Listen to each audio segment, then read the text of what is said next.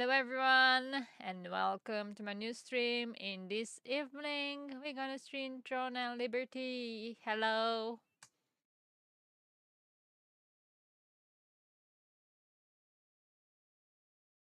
Okay, let's see what we're gonna start with. First of all, we have a boss in like 10 minutes, and then we're gonna go for some dimensional trial.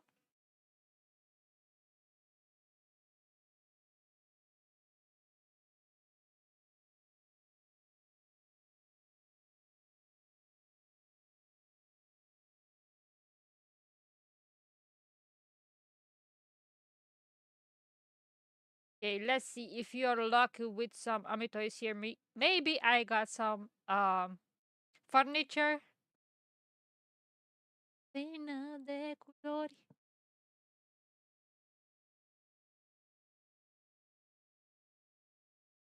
I hope you can hear the music.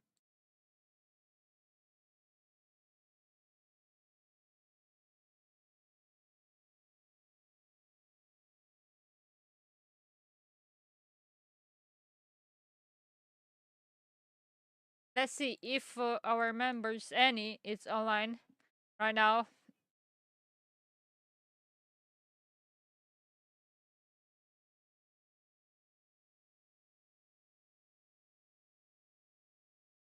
Ooh, we have Vash Boss.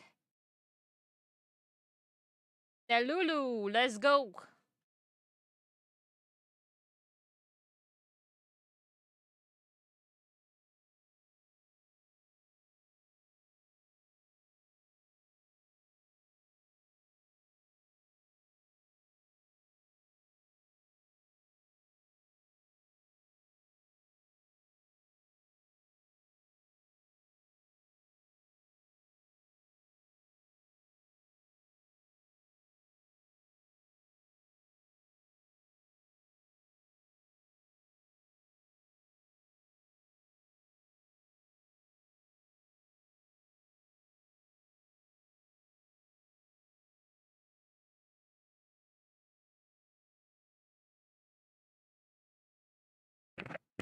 Hope you can hear me well, guys. Hmm.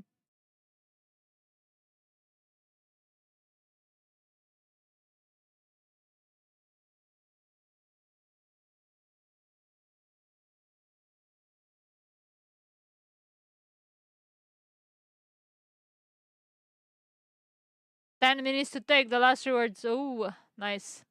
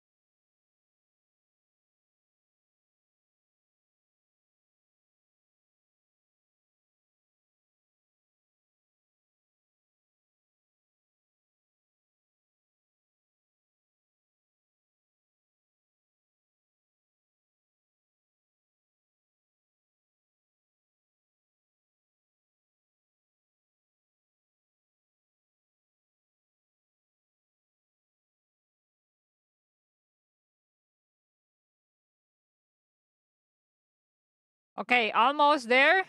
We have like 6 minutes. Maybe we are lucky to drop something. Who knows?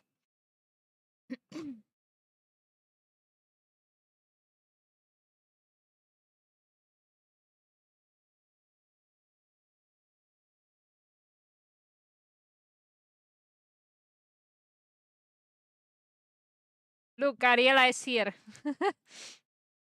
Ariela and Hypno. Ooh. So cute Morse using.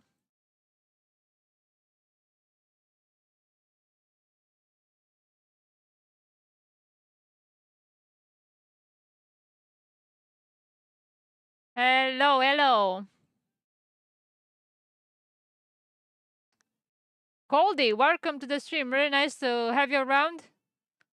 I'm in Honest Terror Guild. I'm leader of Honest Terror Romanian squad.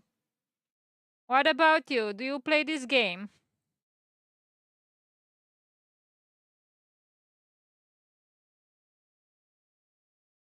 It's interesting how you call me by the name. In fact, and not the streamer name. Do you know me? Or did you join my previous stream and I used actually the old name?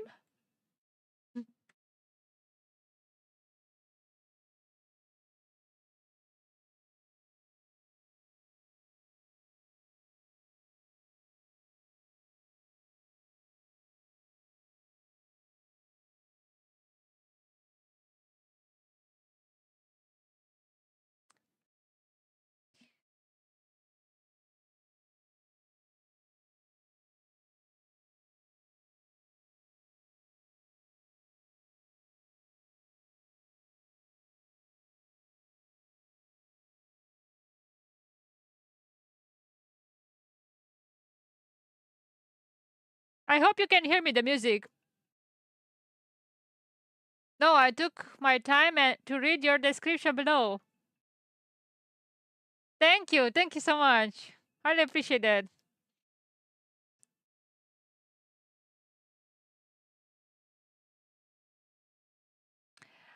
Today, let's say less and less people nowadays are kind of giving up on the game because, it has many bugs and issues, but I still like, despite its issues, I still like this game.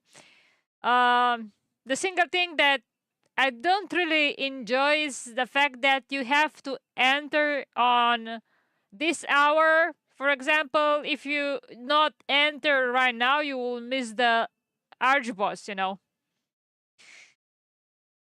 And I just prefer to play whenever I have time. So this is why I don't really enjoy the game, but at the same time, I still playing it because it doesn't matter if you don't play for a long time, you can still catch up with old players. You can farm the Lucent and you can buy whatever you need for your build. Yeah. I think I'm gonna recruit people um from chat here because we gonna need the bow for the buff.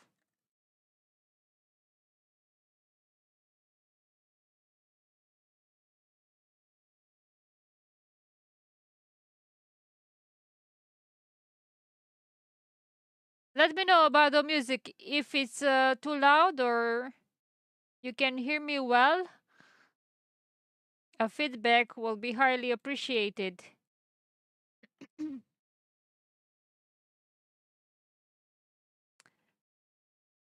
Today was not a scheduled stream. I just decided to stream. I was in the mood to go for this thing, and also streaming with camera right now. Usually I'm not. I was streaming for a long time with camera, and unfortunately, especially with this game, Tron and Liberty, people do not really enter in streams. Or, yeah, most of the time they think it's a dead game. They don't like it um, because of its bugs and stuff. If you play Tron and Liberty and if you're still here, you know what I'm talking about.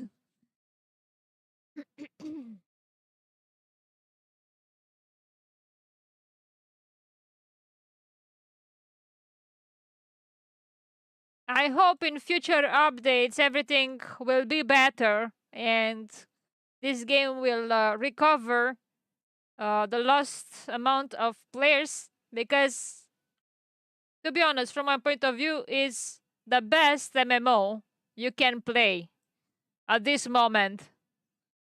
I love the graphics, the fact that I can farm for the outfits, housing, it's really great, and The RNG system, I really like this thing with having a surprise loot.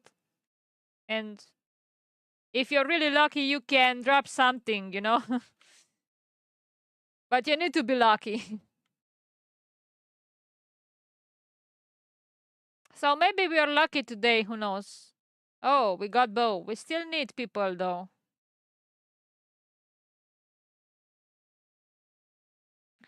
Let's ask King Gil, maybe some more people are here.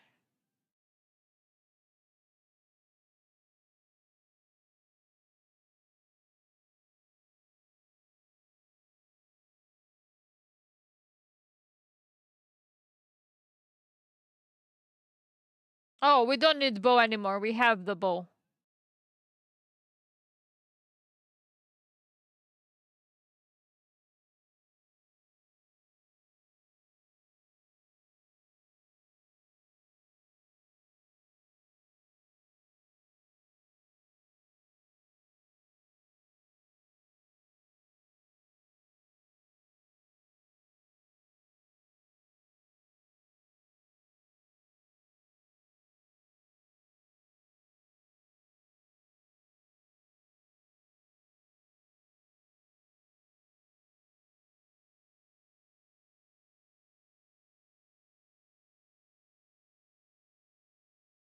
3 minutes.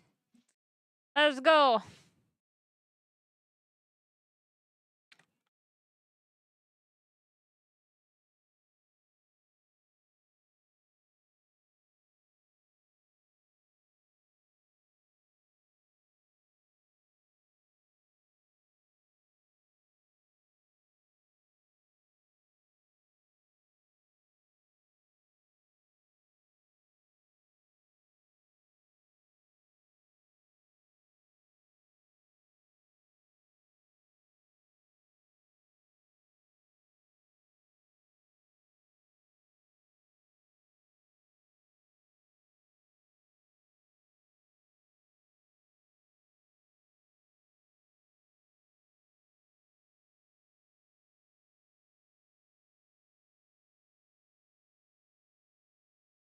If you have any questions about the game, let me know.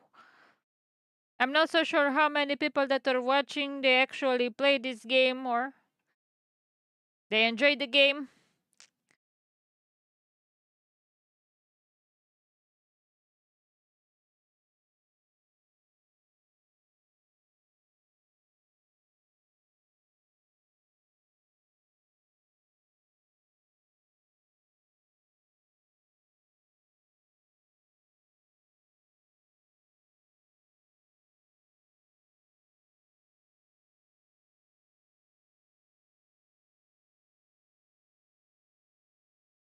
I'm really curious how many players are really online now.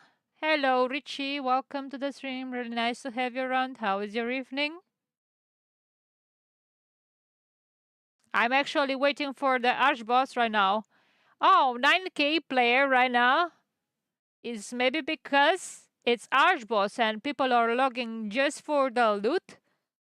Okay, awesome. I'm curious what will be the amount of players after we finish the Arch boss. Well, we take in consideration that most of people kind of finish their weeklies because the day after tomorrow, thank you, will be the reset.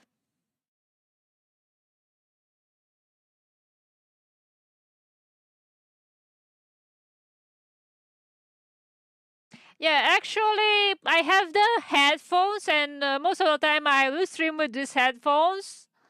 And right after, I saw that also True Liberty had an outfit with cat ears. So, no, I'm actually worried. Go, cute! Good job, True Liberty, with a new outfit, by the way. It's lovely.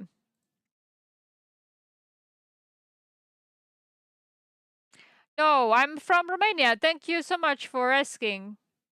Uh, Also, Romanian is a Latin language, so I'm Mine sound a bit with the accent like being from Spain because also we have a Latin accent, you know.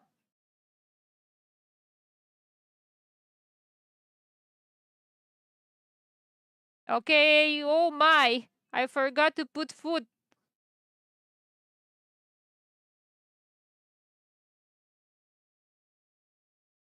Okay, Max Mana, Demon, Mana Regen Pots, and also Scorpion Tails for attack speed. Something for defense. I have meat and onion soup. So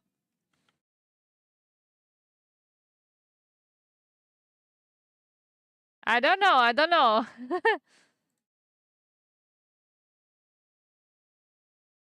I don't know about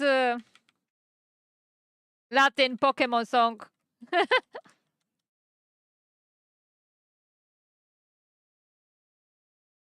Oh my god, it's falling so fast. Damn. Damn, so much DPS. Crazy people.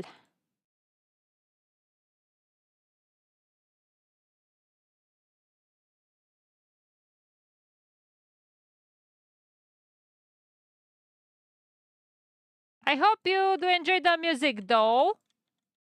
This music is made by myself using, of course, everyone knows a program to generate music because I had enough of listening non-copyright songs and actually I'm listening whatever I want right now. Rank 15, not bad. Can't hear the music. Uh,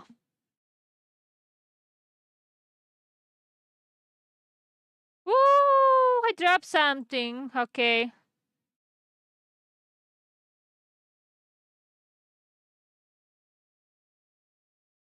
But I haven't dropped any weapon, unfortunately. You can't hear the music. That's odd. Wait a second. What about now? You can hear it now? Do you sell orange juice? No! No, no, no, no. Why I would sell that? It's not even healthy. No. Not orange juice, no cola. Maybe tea. Maybe tea.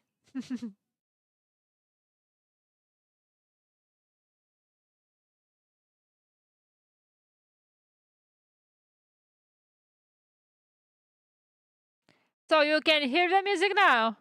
Feedback, guys, feedback.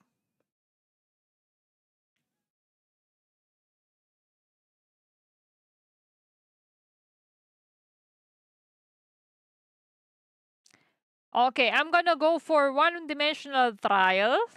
Or two, or three. Or I'm not so sure how many do I miss though to complete for the weekly.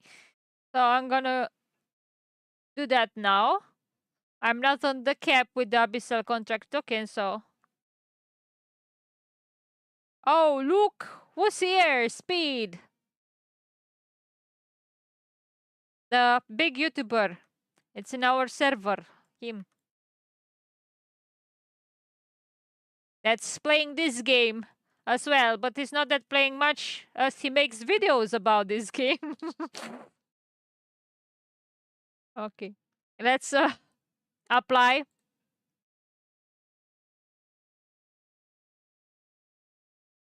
Or maybe make a party. It's better to make a party.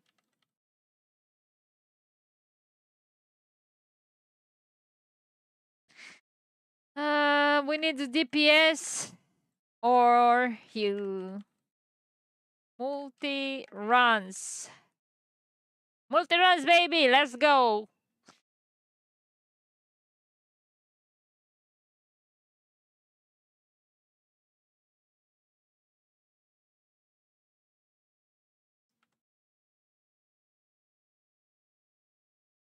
Okay, one Liberator is not bad.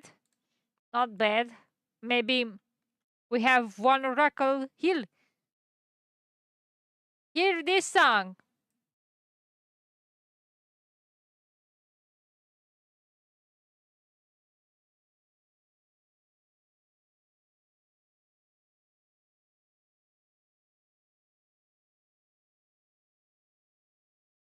Heal.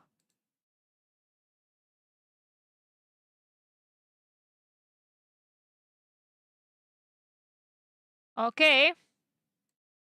Exchange.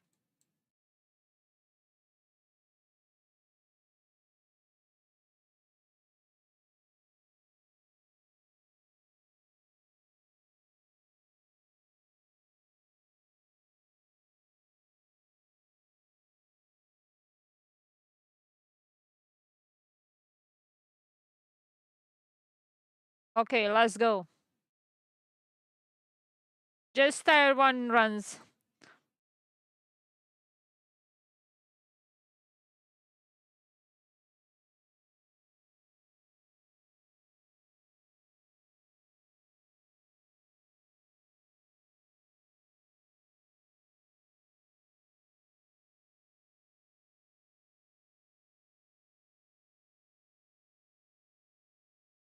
It's only me hearing the music though. People not do not hear the music.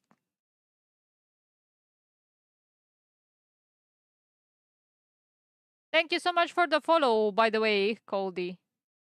If I didn't thank you, I thank you now.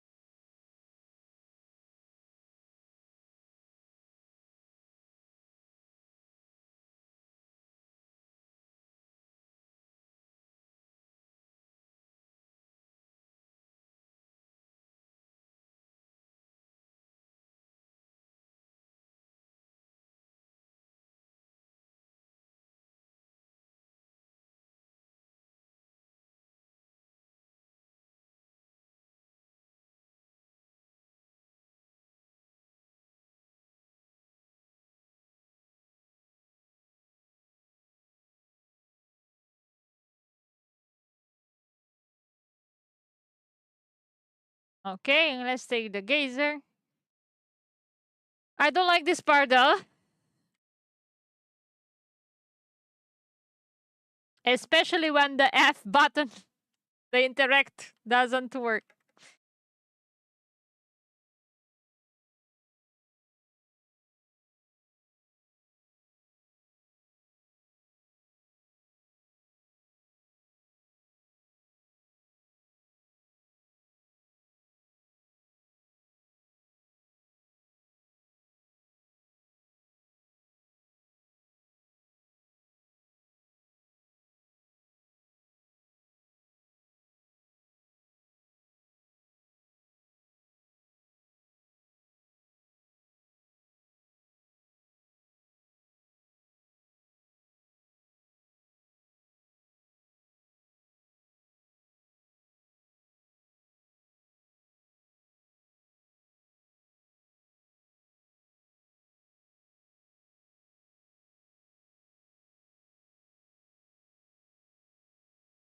Trotzdem dem Löffel zobaczyła ścier.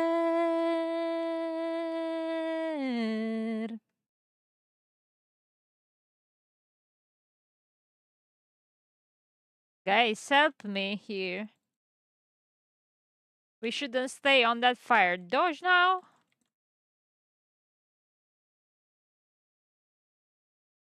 Oh, that's not supposed to happen.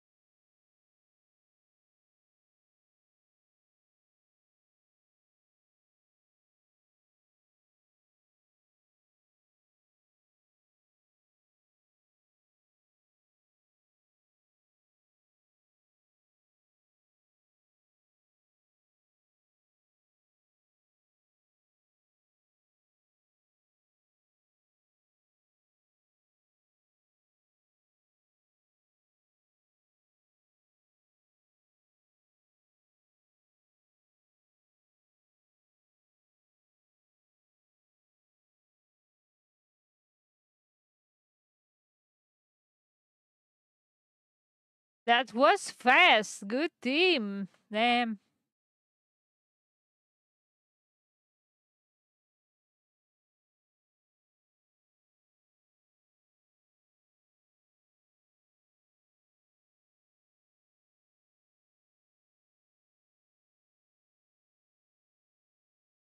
Okay, I guess we go for more.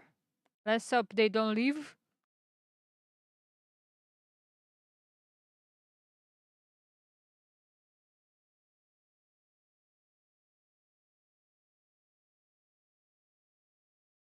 Okay, who left? 1 DPS.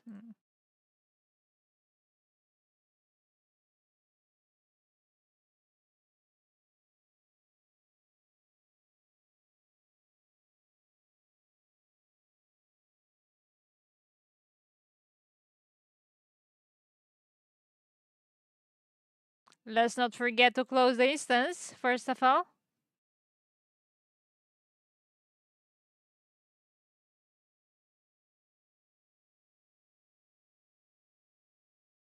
Okay, we have DPS. Let's see. Let's see. Not really a good one. But let it be. We're kind of in a rush right now.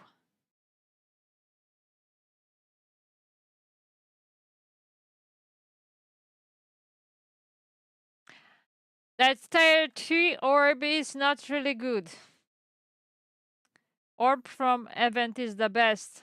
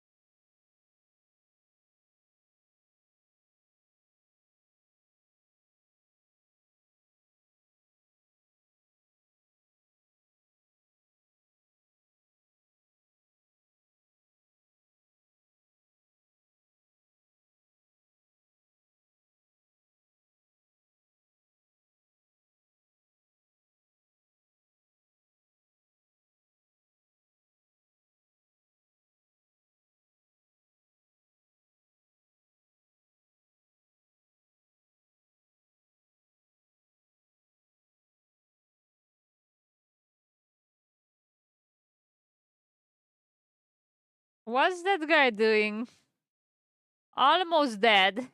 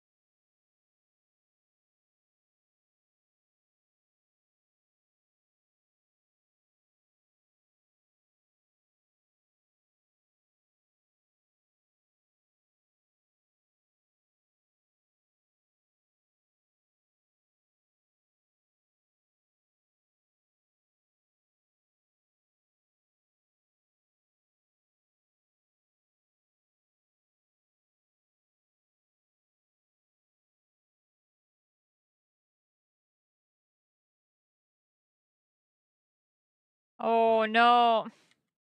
I fall. I fell. My bad. Okay, let's try to glide from here.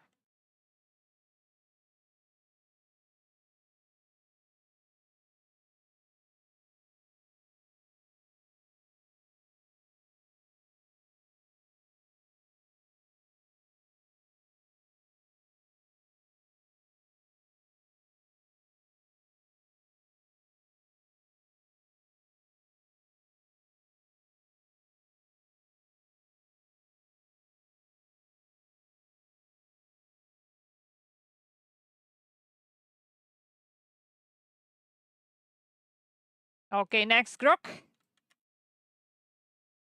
And then last boss.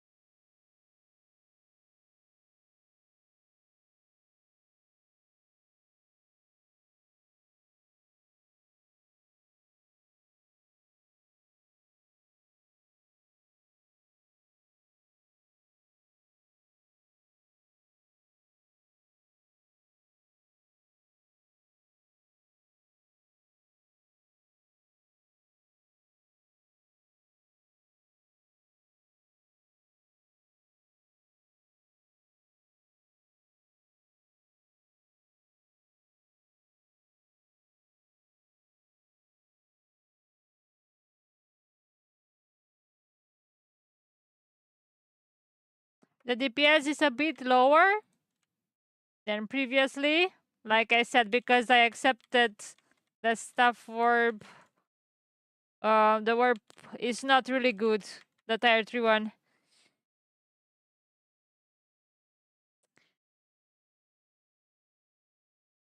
But no problem. It was still decent. Mhm.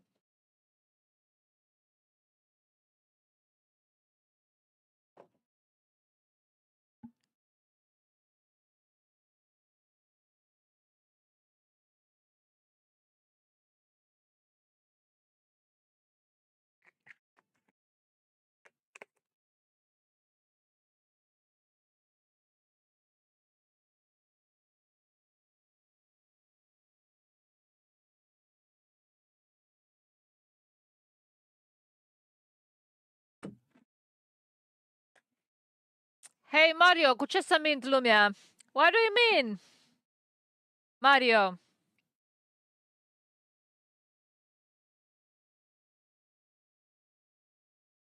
Okay, we still need 1 DPS. Let's go.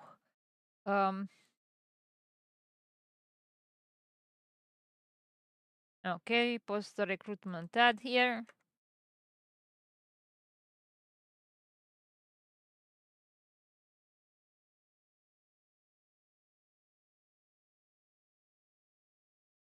This time I'm gonna be more selective with the DPS.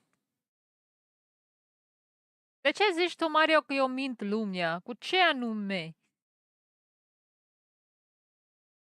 Mai așteptăm un pic. Ia. Nu. Nu ne trebuie mălii care își ascund armele, frate. Mai aplicați acolo. Că deja car câțiva aici, deja. Yes, yes! Crucifix, baby, let's go!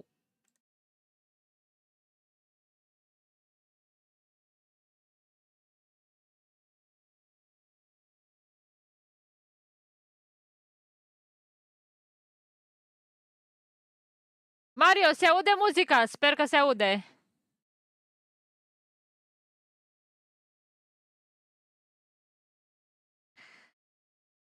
Să-mi spuneți dacă se aude muzica. Că a venit cineva și mi-a spus că nu se aude. You can hear or not hear the music, guys. Food.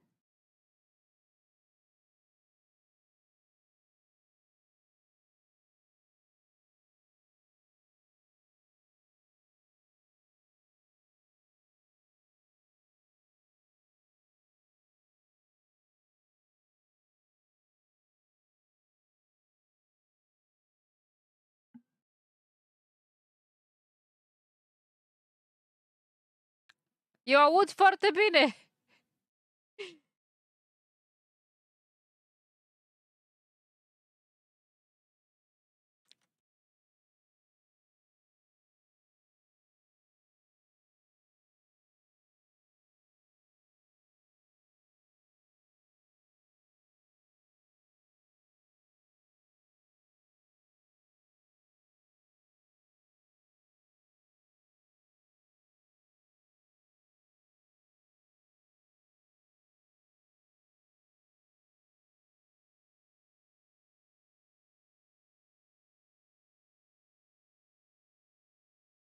I don't know, for some reason my stream is kind of unstable in Twitch.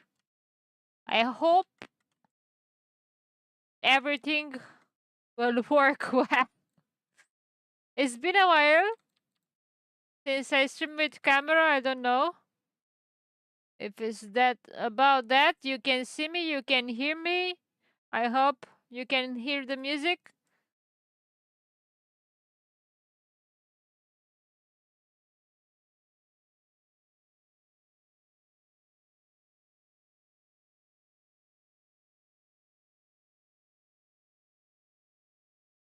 Da, nu știu de ce îmi zice că e instabil stream-ul pe Twitch.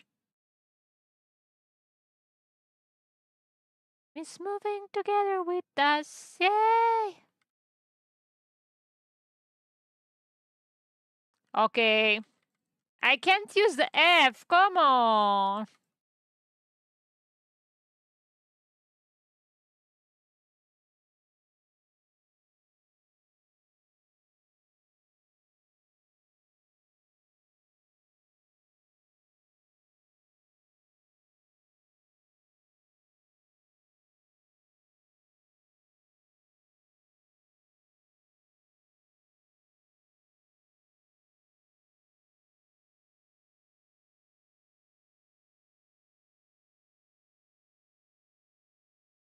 Time is moving together with us, yay!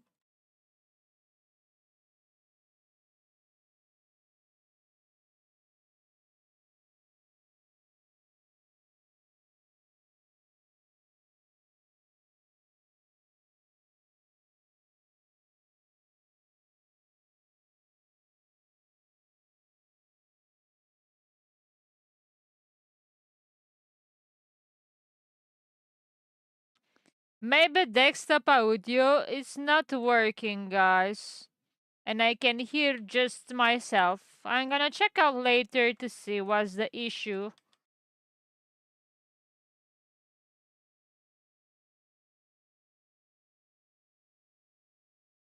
Oh my! I was standing in the fire. Dodge! Oh, I wasn't waiting at the second dodge to be pushed. Never mind, let's clear the platform using the water. All good. And now the PS.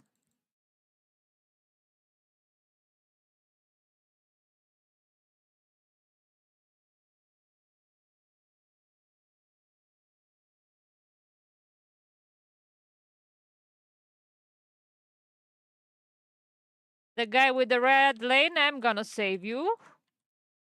No worries.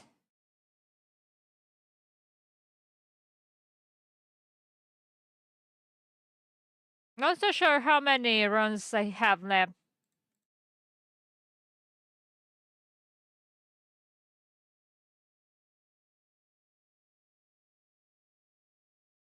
After this, I'm gonna probably do some chilling housing in NA. I'm having a house there too.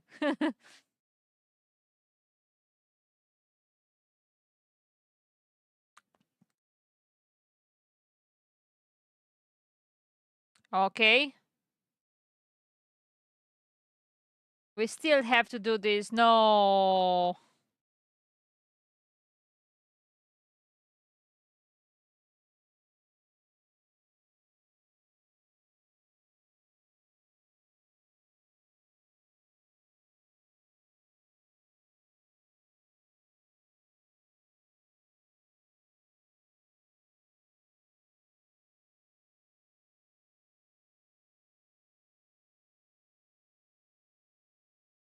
Ați auzit? Că omul te ajută, nu uita! Nu știu dacă se aude, mă, muzica.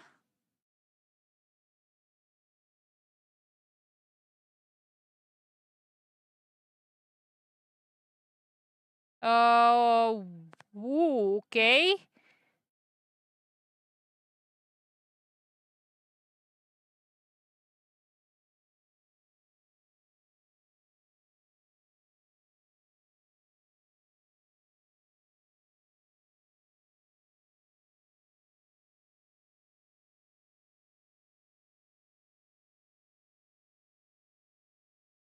Oops, oops, oops, oops. No, no, no, no, no, no, no.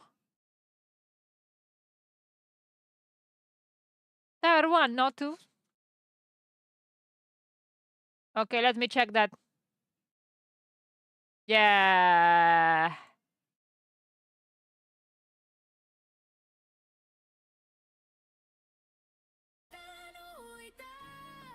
What about now? I think you can hear the music now. Acum.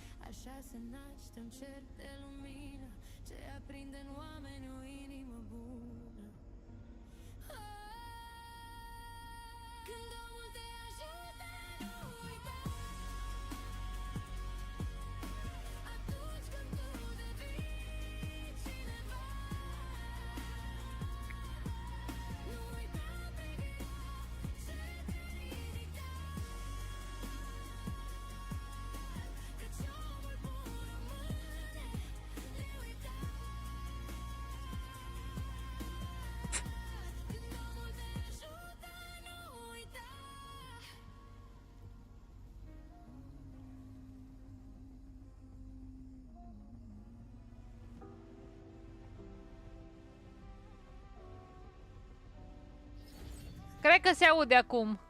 Asta era problema, nu se auzea desktop audio.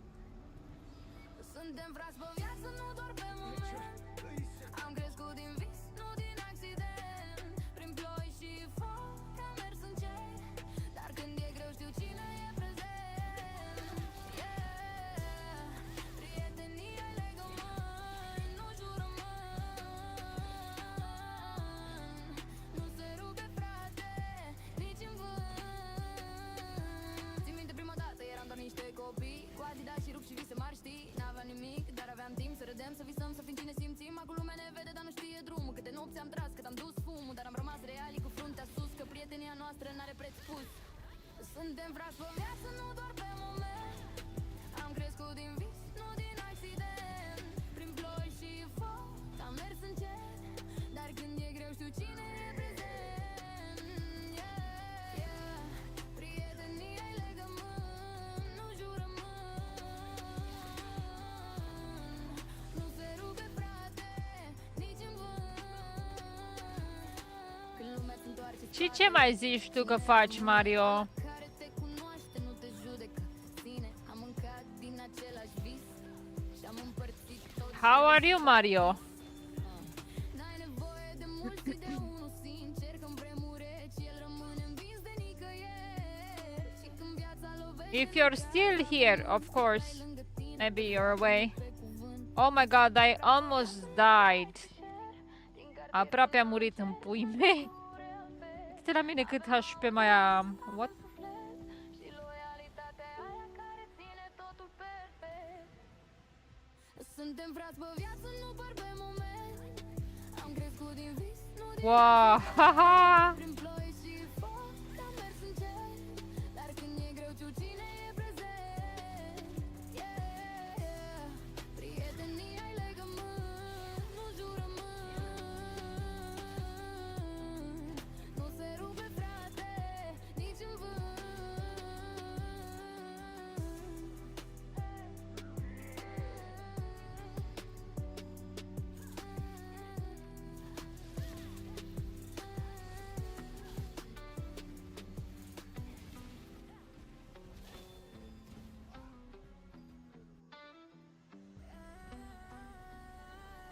I want to watch the latest video to see what our YouTuber Speed posted about the game.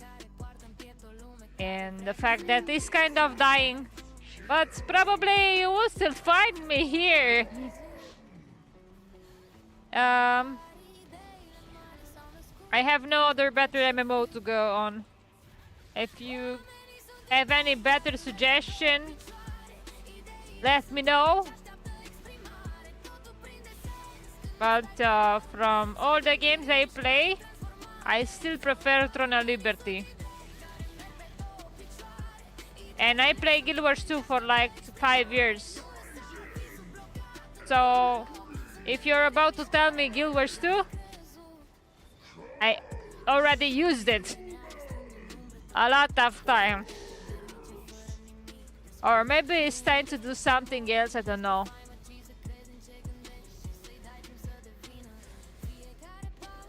But I'm really disappointed if this game will die.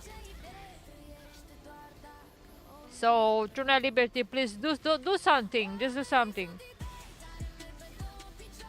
Make it better for everyone.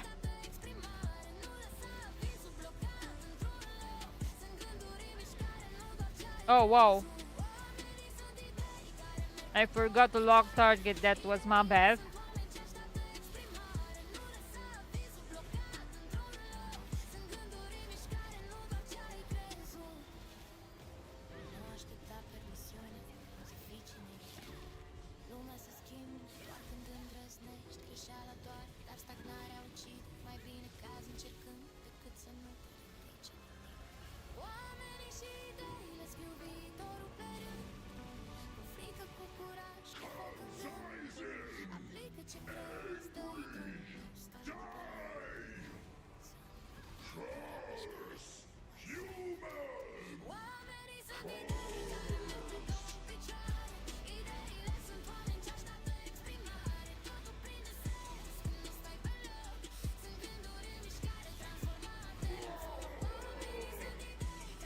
Next!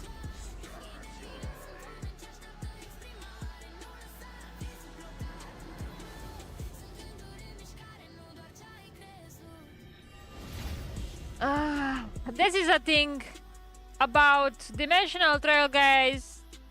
Doing it like 30 times every week, or I didn't even count it, how many runs you need to get the maximum rewards. It's not that enjoyable. Look, to get the runes, and of course the Noble Chaos rune from here and from Battlegrounds as well, it's kind of forced you to do same repetitive content. I would like to have like random dimensional trial, not repeating just one. I think that will make the game a lot better. Just my opinion. And probably opinion for more people that play this game.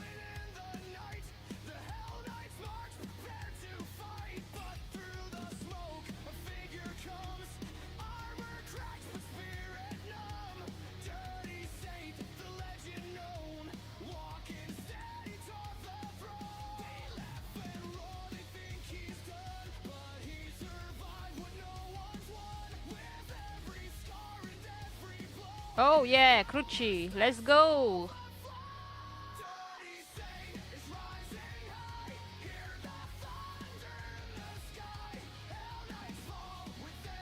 I hope you can hear the music, guys. All good now? Desktop audio was kind of mute. I fixed that.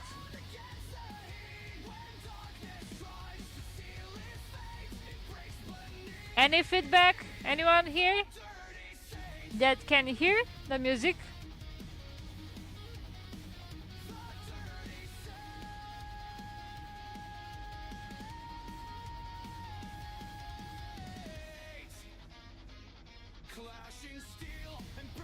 Ooh, we have one Kalantia Nightmare.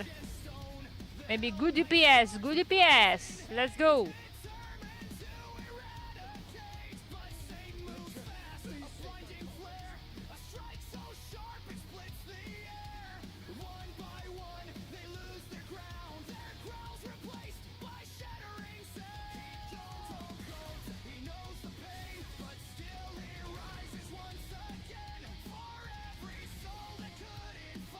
Oh, oh, oh, oh! I'm stunned.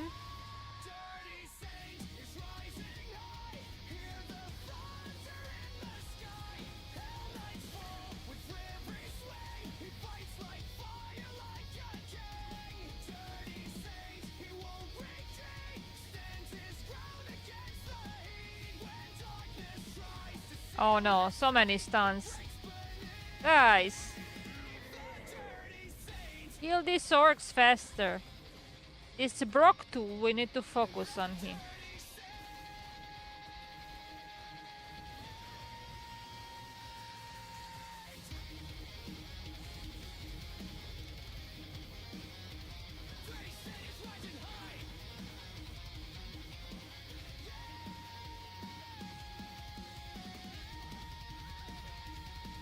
Let go, let go! Interact fast! Let's hope it works.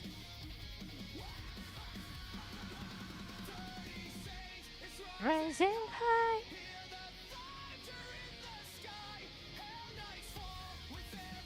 Let's avoid the fire.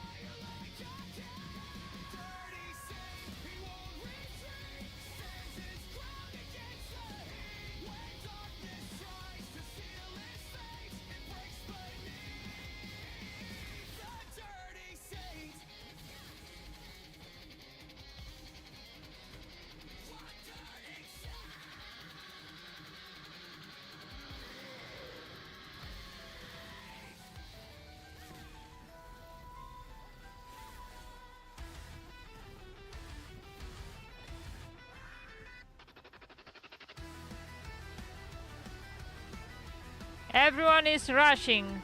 Look at them.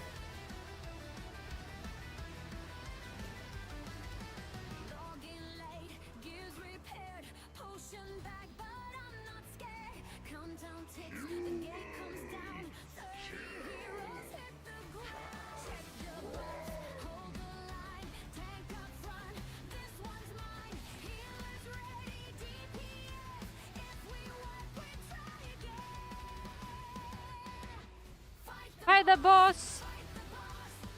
Really good music for this one. Dodge the fire.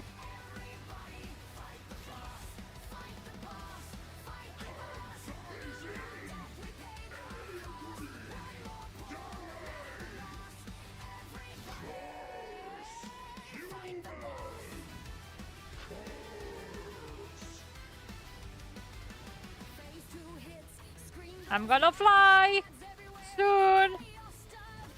Woo! Back to the platform.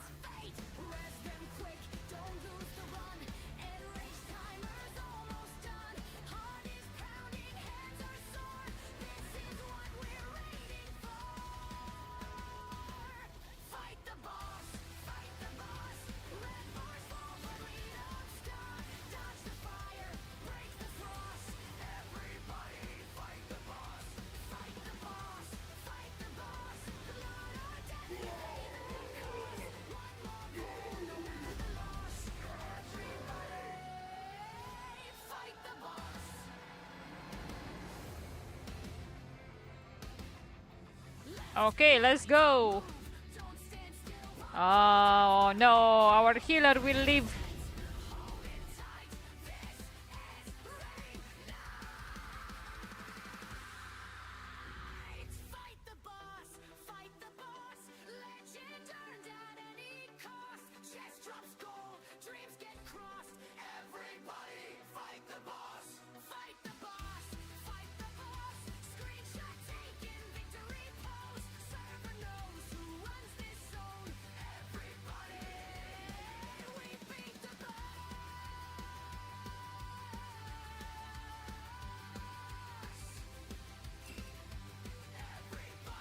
Okay, let's go, healer.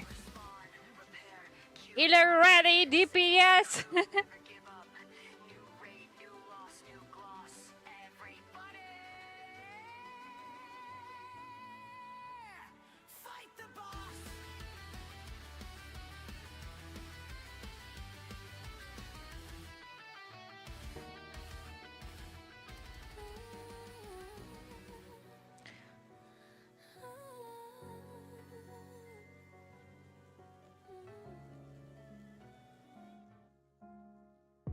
trezesc cu inima grea,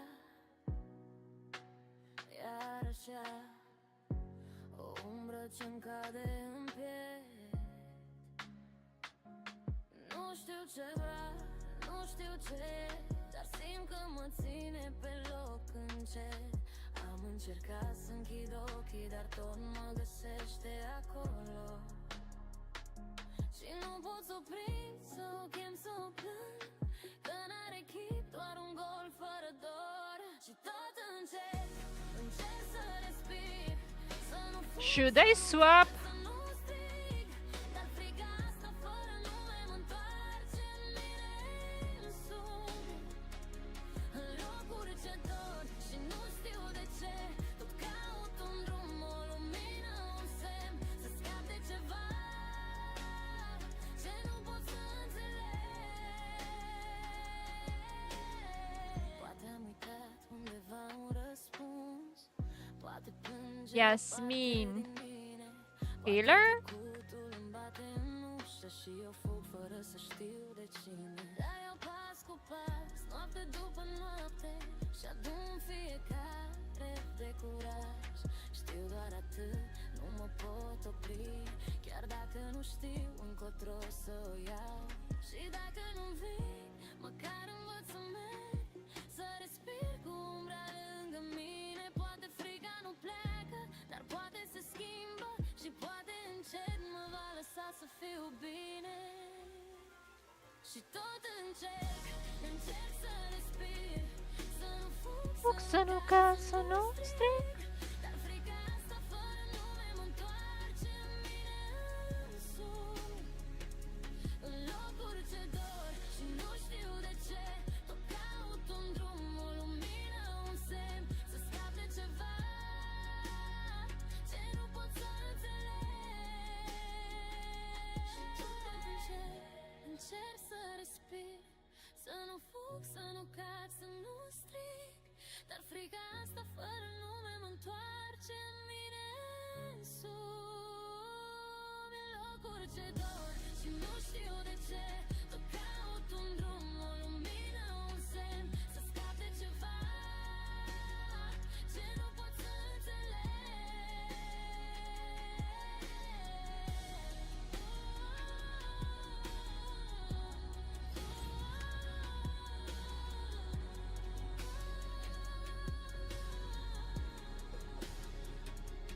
Poate într-o zi o să pot întreba, poate într-o zi îmi va spune ceva, dar până atunci mă țin de mine de pași și mici care mă țin în picioare. Și dacă nu îmi vin, măcar învăț să merg, să respir cu umbra lângă mine. Poate frica nu pleacă, dar poate se schimbă, și poate încet mă va lăsa să fiu bine.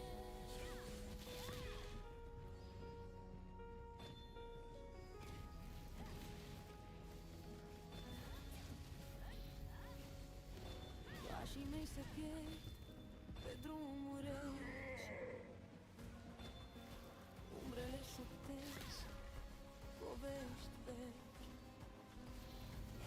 Ceața cade greu peste gânduri, nu mai știu cine sunt, nici unde ajung. Respir tăcerea, e densă și doare, lumea e gri, fără culoare. Strig numele meu, dar se stinge în vânt, sunt doar un ecou pe acest pământ. Și totuși printre frici și pași greșiți. Okay, I'm gonna lock target here.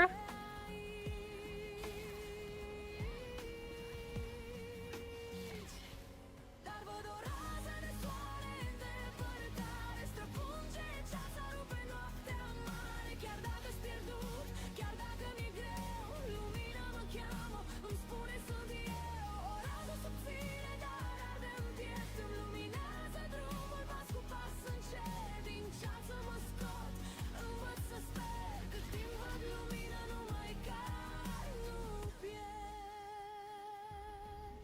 Fiecare pas e o luptă mută, trecutul apasă, prezentul mă înfruntă. Oglinzi sparte în jurul meu, dar în ele încă văd un vis al meu. Buffs first. Ready. DPS.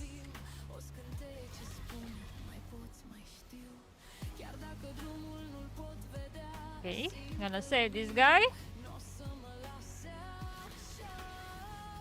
Avoid fire.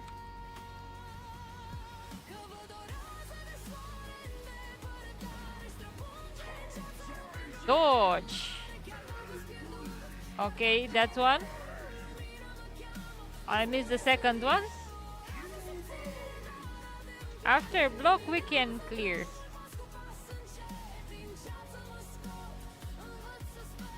Clear fire from the platform. Someone already tried to do that and failed.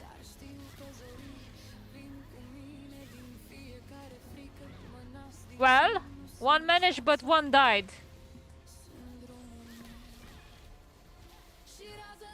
So now we have to carry.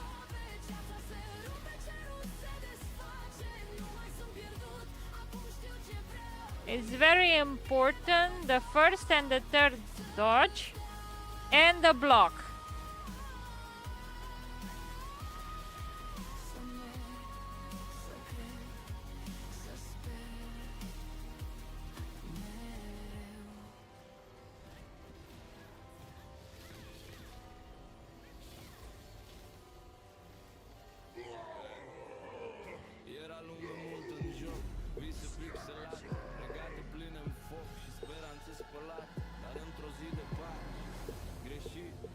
Not lucky to get golden chest in the tier 1 run.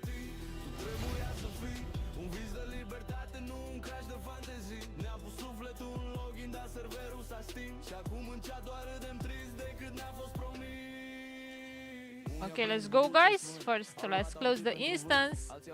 We don't want to open this by mistake. Oh, I also have to do this later. Okay.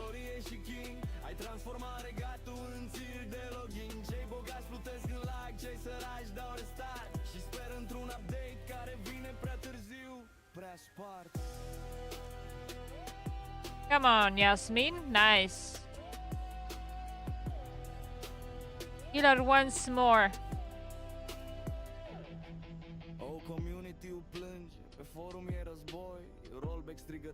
Event food is really good. Gonna tell these guys, maybe they will boost their damage a bit. Okay, everyone has used food.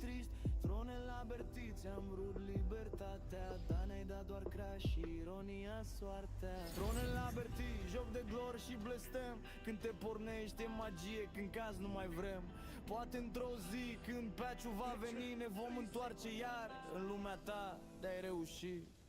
Trone la Berti.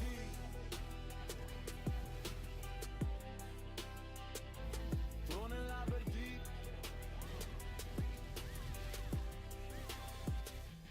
Trone la Berti.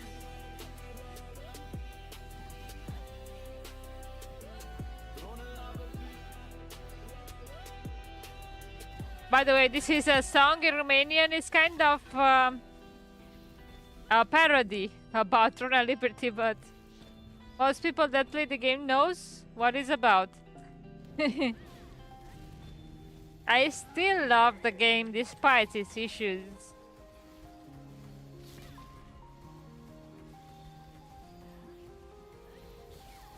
Okay, let's focus the mini boss now.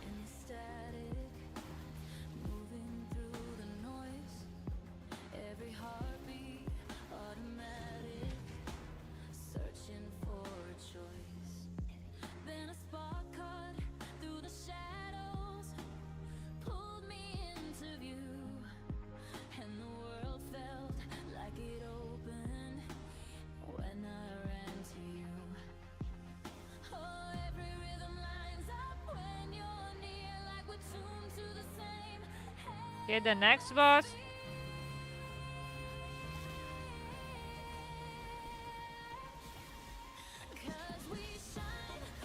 Always, locking target is helpful to kill it faster.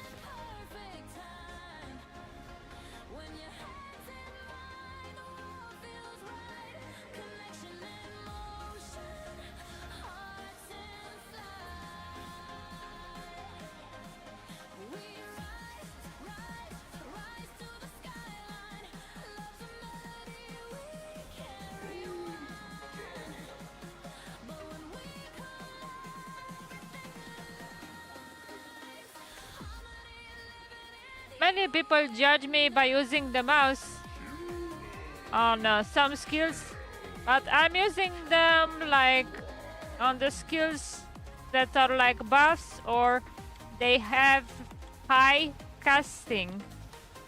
So I can handle these guys. So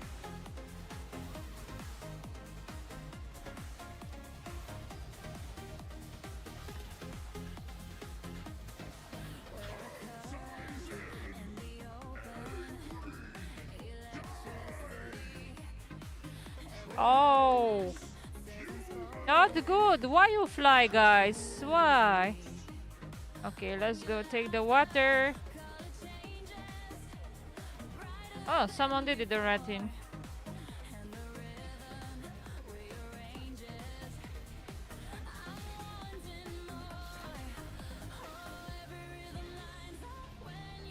I still have lock target. Easy. I do not even need to aim the meteors in this phase if I'm having the lock target. In some dungeons, I need to pay attention because having the lock target on the boss might be a problem if you have to interact with something.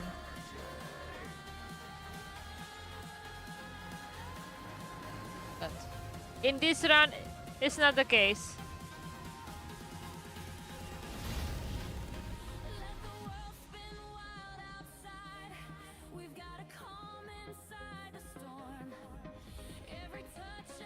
Okay.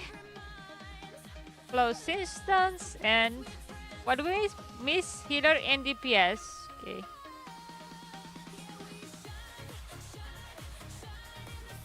I think I'm missing 1 or 2 runs.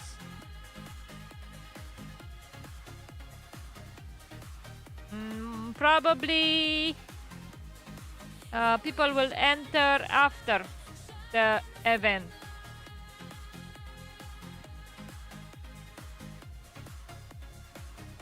Oh, okay, I'm gonna actually going after event 2.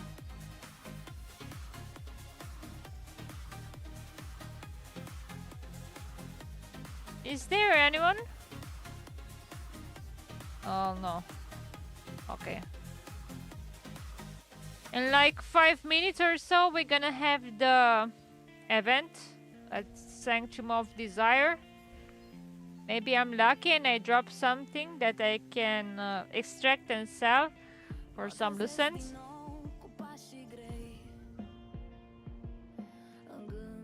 Luptă visuri și idei în mână spre un cer ce pare strâns. Look at Nero, he's waiting for the event.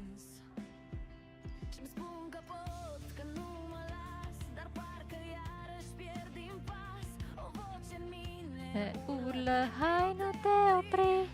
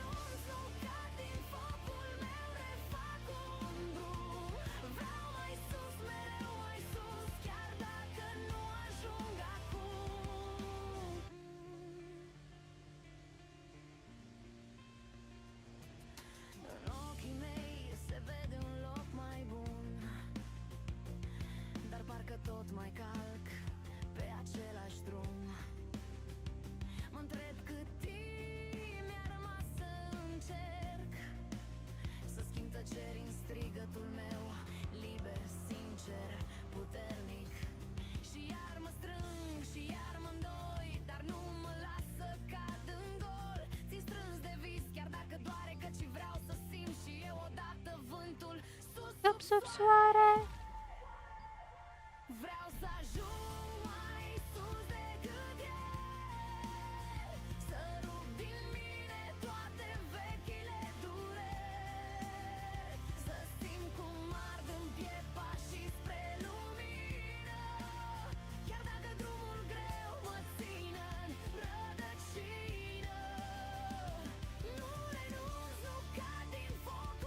Okay, I'm gonna swap to healer hybrid just in case people need some heals.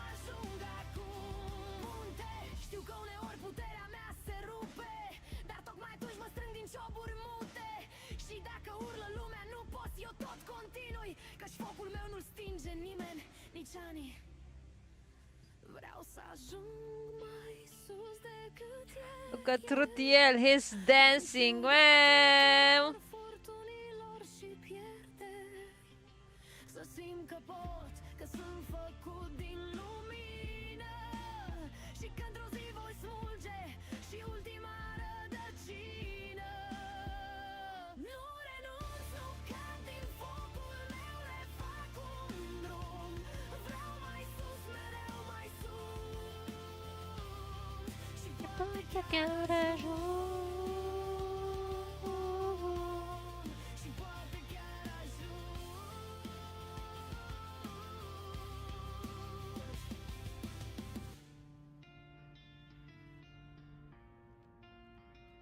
we have 1 minute left and we start the event. I know it's kind of sucks, but maybe we are lucky. And we drop the orb lithograph cost like 1k lucent or so. Or maybe some piece of veil. The helmet and the boots are still expensive.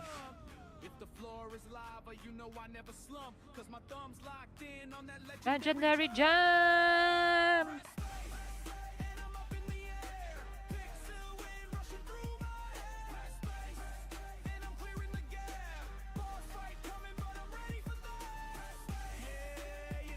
All I need.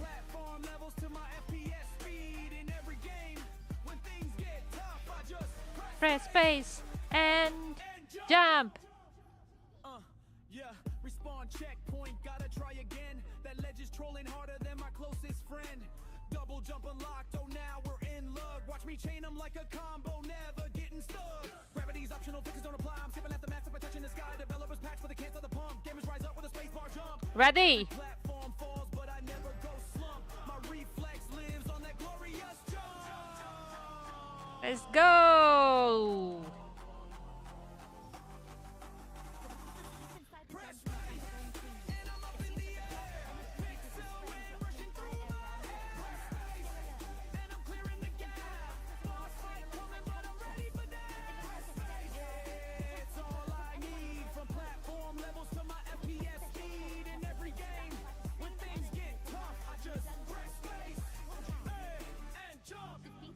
From Minecraft cliffs to Halo fights, from Roblox parks to Fortnite heights, doesn't matter what game I'm in, spacebar jump is where I begin. Press space, let the energy flow, every gamer in the world knows. It's the rule we trust, a universal law in the gaming zone. Yeah, doesn't matter the map, we rise right up with the tap tap tap in every world. With every bump, there's one true key, and that's space to jump.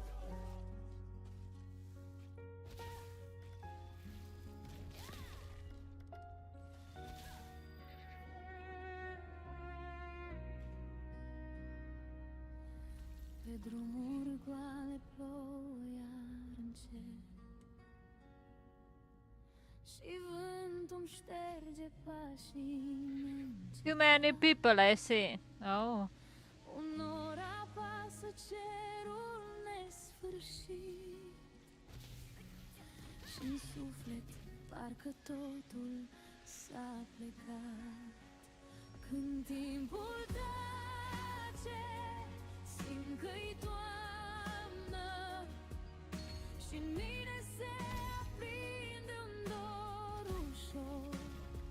Se stinge lumea în umbră și în ceață, și frig în gând, dar n-am unde să zbor. Se strânge cerul într-o geană mică, și ultimul apus ce mai tresar. Pământul doarme sub o haină rece și-n el adorm și eu încet amar. Când timpul tace, simt că-i toamnă și-n mine se aprinde un dor. It's really interesting, these patterns.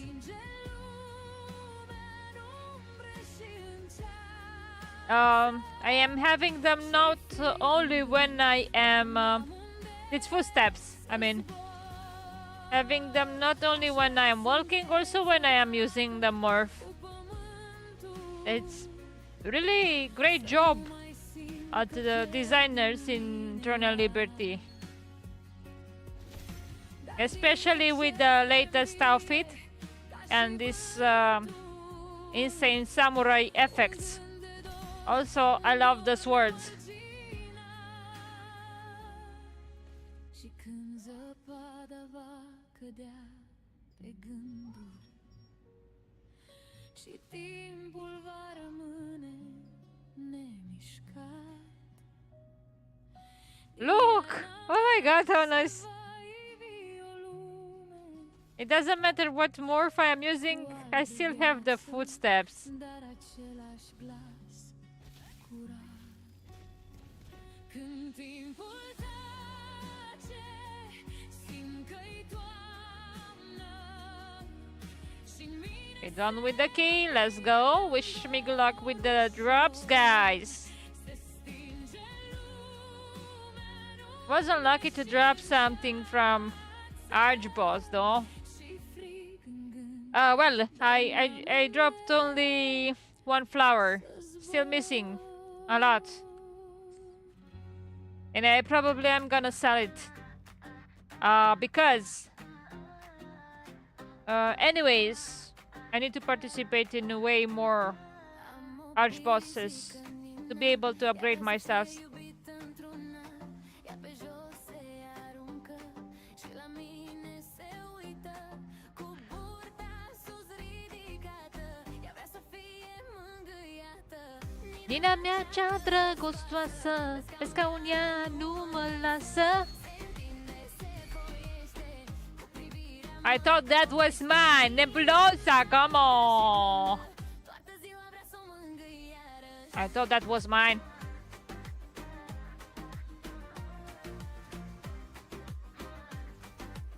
Okay, let's swap character first. Pe tastatură se Do the same thing când on my alt car. veghează, îmi fură locul pe o parte, locul meu nu îl împarte. I forgot what I was about to tell. Oh, maybe I will remember later. Se întinde, se foiește.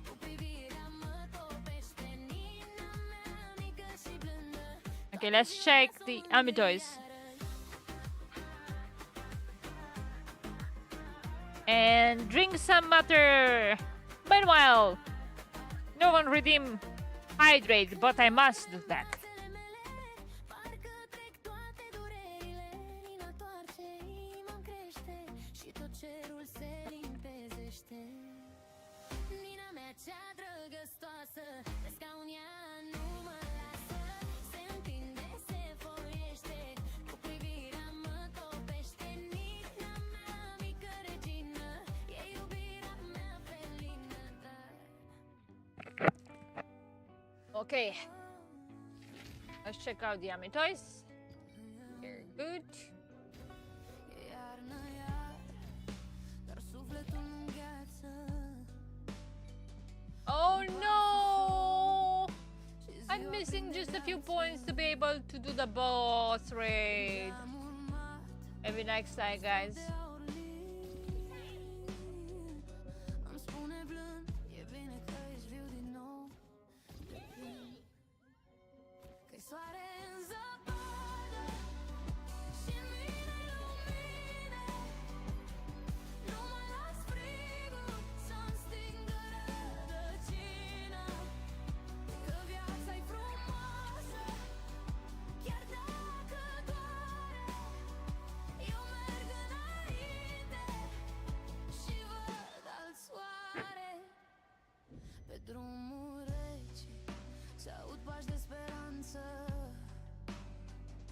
și în inimi mici încolțește o viață.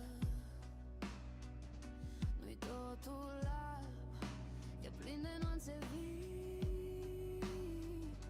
că în fiecare zi se nasc povești târzii. Că-i soare în zăpadă și mine lumină, nu mai las frigul să-mi stingă rădăcina. Okay, let's see how fast we can do this time. 7 already. Eu merg înainte și văd doar soare. Minge pe lume, dar eu nu mă tem. Ori primăvară în gând ca un semn, și chiar de vântul mi-e crud uneori. Învăț să zbor. Okay, here it's a good spot. Chiar e bun. Că-i soare în zăpadă și mine-i lumină, nu mai las umbrele să-mi fie străină. Că lumea-i frumoasă când o privești curat, cu ochi de copil, de vis și de împăcat. E iarnă, iar, dar totul e cald, când suflet soarele n-a plecat. Niciodată pare sfârșit.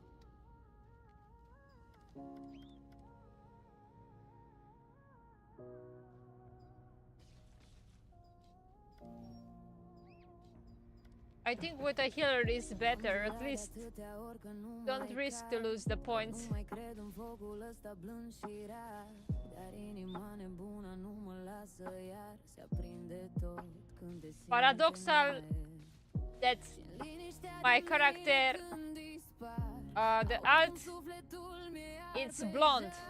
I'm a real brunette.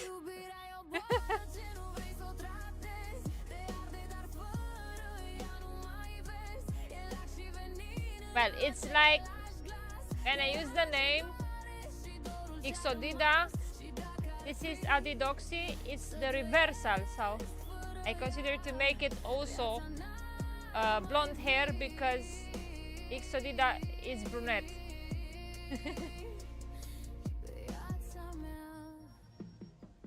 Mi-ai pus zâmbetul în loc de aer greu, și lacrima mi-ai făcut-o visul meu. Oricât m-aș lupta, nu scap de dorul tău, dar nici n-aș vrea. E tot ce am de greu și de adevărat, și dacă cerul cade peste noi, tot te-aș striga. Iubirea mea împlor, iubirea e o boală ce nu vrei să o tratezi. Te arde, dar fără răi, ea nu mai vezi. E leac și venin în același glas. And I hope that you can hear music this time, guys, and not having any issues with it. When I started the stream, someone told me can't hear the music.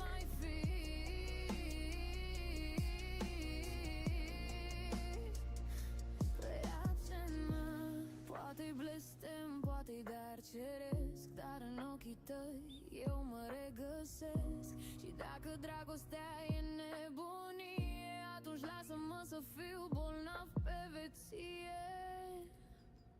Iubirea e o boală, dar ea mă ține viu, în flăcări de dor, în focul pustiu. E tot ce mai are sufletul meu, blestemul și harul, același zeu. Că fără iubire, oricât aș vrea, viața n-ar mai fi.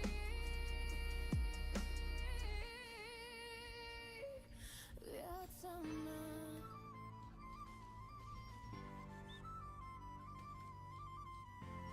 I need more the orb drop on this character. At least I can make lithograph. I have enough inks to that. Cu sabie lună plină și vis de erou. Căutam comorii ce nu se vând cu aur nou. Am întâlnit oameni din sate de foc, ne știam după nic, nu după noroc. În noapte la V2, când pe Angeni umblau, ne băteam ca la farm. Râdeam și muream când picam, dar speram. Metin 2, jocul copilăriei, unde visele prindeau culoarea magiei. Pe un cal roib sub un cer pixelat, am fost mai Okay, let's wait for the chest. din sat. Metin 2, Doi și că lumea e pustie, au făcut bele inima mea vie. prin țara de foc, printre umbre și zei. Trăiește copilul din mine și face scântei. Chiar mi-e dor de Metin. Nu l-am mai jucat de ceva vreme. De când m-am apucat de Tron, de fapt. I miss an old MMO game. Străină, cu temple și zmei, înveți ce înseamnă și cazi și te ridici de vrei. Prietenile făcute la un drop norocos au rămas în suflet chiar dacă-s departe frumos. Alergam spre Gino pe hărți de vis, cu armuri și planuri, totul promis. Și acum când privesc Ok, așteptăm cu farul. We wait for the chest. Wishing you good luck, guys. Metin 2, jocul copilăriei, magiei. am fost mai liber în viața din sat. Metin 2 și când lumea e pustie, mai au topele în inima mea vie. Prin țara de foc, printre umbre și zei, trăiește copilul din mine. Interesant. Face scântei.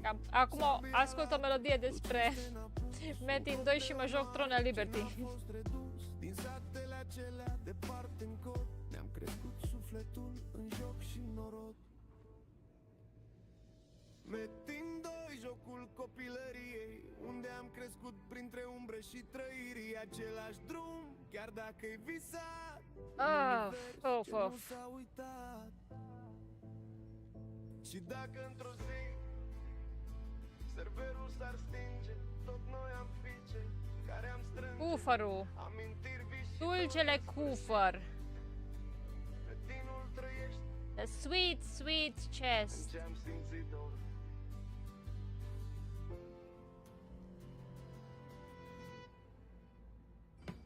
Dacă într-o zi serverul s-ar stinge, tot noi am fi cei care am strânge amintiri vii și dor nesfârșit. Metinul trăiește în ce am simțit dor. Nothing special. No good loot. But we continue to farm until we get good drops. Won't give up that easy. And now, after event is done, and after the arch boss, which was like 1 hour and yeah, something like that, like 1 hour ago, we're gonna check out how many players we have in Throne of Liberty.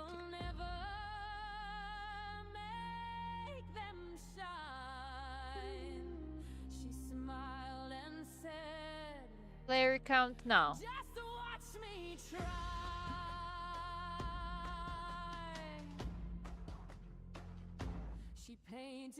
Oh! Actually, not that bad. Only 300 left.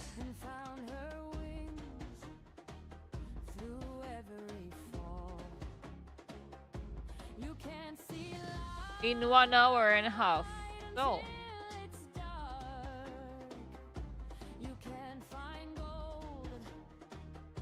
They might be back to the game. People.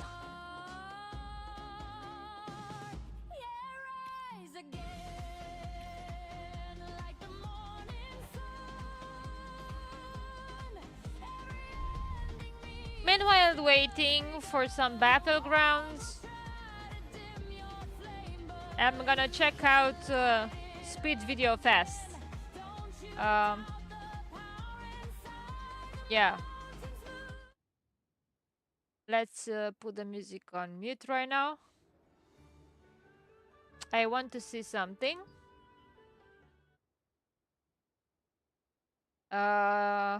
Video that Speed posted like 3 hours ago about the game. Now, what is happening currently?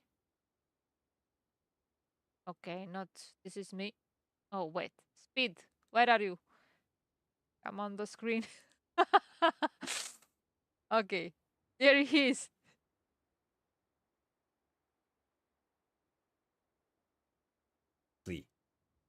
When it comes to Throne and Liberty, or give me new gen MMOs, not old MMOs, new gen MMOs.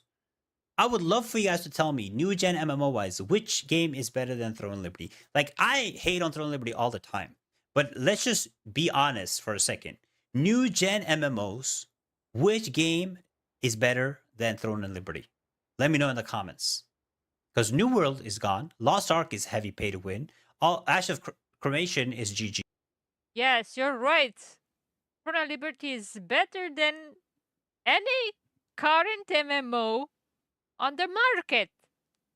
But it has its issues why people leave. So let's listen to this guy because he is really right about what he talking here. There's no new gen MMOs, in my opinion, that is better than Throne Liberty. Doesn't mean Throne Liberty is good, but if you compare it to new gen MMOs, Nerdslayer has made a video on Throne and Liberty talking about the unalive of a game, Throne and Liberty. Yeah, so that basically means that he thinks that the game is GG. Now, I'm going to be giving you guys my opinion on this. I played the game. I know the current state that it's in. I can give you more lore accurate news to what he's talking about. So let's just jump into the video and see, is Throne Liberty GG'd? Or does it have a chance to come back? All right, let's check this out. The GG of a game, Throne Liberty. Check out his channel in the description below. NCSoft. That's one of the titans of our virtual world, massive multiplayer or online RPG. NCSoft. Unfortunately, it is the titan of our open world MMORPG world because they are the only one producing MMOs. However, they are an Eastern company, which means that games unfortunately end up being heavy monetized. And we haven't been getting any Western MMOs. And if we do get any, they end up like ashes of cremation. Industry. Most likely, the biggest we have in the entire space, hailing from the East and South Korea. Yeah. NCSoft made their name off of the earliness and subsequent superstardom of one of their first titles, Lineage, which as of 2025 has grossed nearly 10 billion USD in revenue, being one of the highest grossing games of They did make hella money. Do you guys know that Throne Liberty was supposed to be called Lineage? all time. Not something Fun we can fact. typically brag about in our Yeah, more niche I knew industry that here. Up there with the from likes of some World of friends Warcraft of the that, West, or perhaps more. were playing Unlike Blizzard in the West, Lineage. speaking of which, however, In the past, some friends were playing and they told me about that. It's supposed to be Lineage. Yeah. NCSoft but wouldn't it's Throne. only rest on their laurels, as they would make subsequent Lineage titles, including mobile spin-offs and remasters that would prove to be widely successful even today. I mean, NCSoft has been making hella money off mobile. Just using the name of their IP, Aeon, Lineage. They made so much money. It's absolutely disgusting. Because mobile, they can allow the game to be heavily monetized and people pay for it. So they do know that's where the money is at. Aeon 2 that is coming out is going to be mobile. It's out in Korea and it makes hella money. But few might know of a third game that was planned in the series, an official sequel, actually, to the first game, quite a long time ago as well. That's because this title would later The way it is Ion 2 now, I'll probably also not play, even though I have some friends that wants to try it out and I will really like to, but the way it is like now, the market you can't access only by paying and really hard to progress. Everything you should kind of pay. At least in Throne Liberty, you were able to farm. But let's see, what is the issues that Throne has right now and why should people from Throne should listen to this guy? morph into what we know in present time as NCSoft's Throne and Liberty, set to wow the world being a AAA MMORPG in the 2020s. Throne and Liberty would first launch in Korea in 2023 before waiting nearly a year to launch in the West, which they did in October of 2024 as a free-to-play MMORPG. It did launch. However, before the launch, if you guys don't know, another fun fact was that this game looked absolutely horrible. It was extremely mobile-y, static combat, bad movement, extreme autoplay, but they changed all that because of the negative feedback they got from the West. Despite having a reported budget of over 100 million USD and a lengthy development cycle of nearly a decade, well, and being free, Throne and Liberty would lose 96% of its population less than a year after launch. Considering the stature and who this was coming from, NCSoft, one of the titans of our industry, had many people wondering, why? Why did... Now, I like to make some clickbait videos too, but let's be real. When a new MMO launches, you can't compare the peak number to the player number that is now. I mean, let's see MMOs in general. We had New World that had like 1 million peak on launch. You had Lost Ark had insane amount at launch. I think they only had 300k at launch. You wait for it to balance out, but the balance out part of Throne Liberty was around 50k, but it still lost a lot of its population. Yes.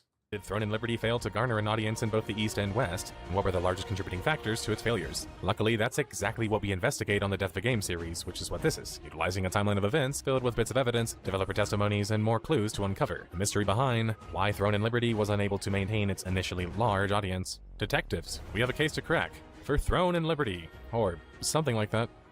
All right, let's see it.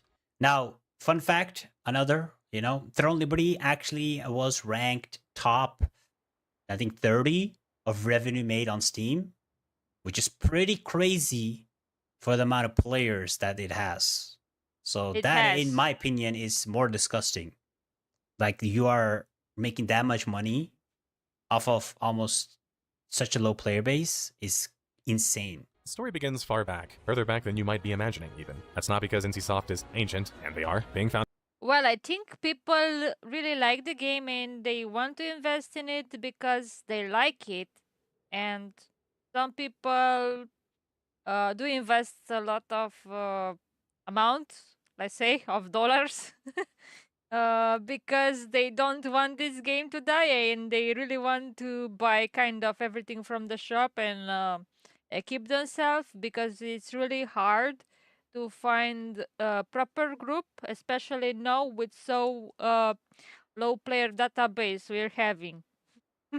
Back in 1997, but because the story of Throne and Liberty actually begins back in November of 2011 with the announcement of a new Lineage title dubbed Lineage Eternal. Lineage Eternal, and this might sound confusing, was actually a true sequel to the original Lineage, and if you're confused, that's fine because a second Lineage already came out, but technically under a different denomination and was styled differently as a game, being 3D and allowing for first and third person play.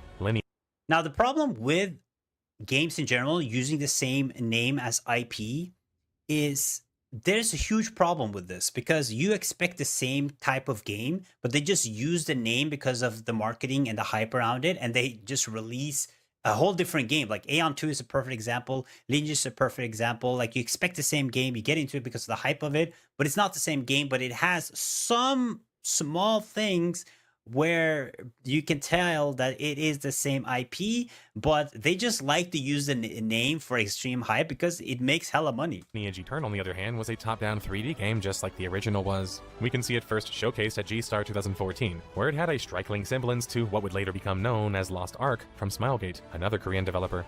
Lineage Eternal looked good though, considering how little ARPGs existed in a modern context in the West and East, besides the big ones like Lineage was really good Diablo, of course.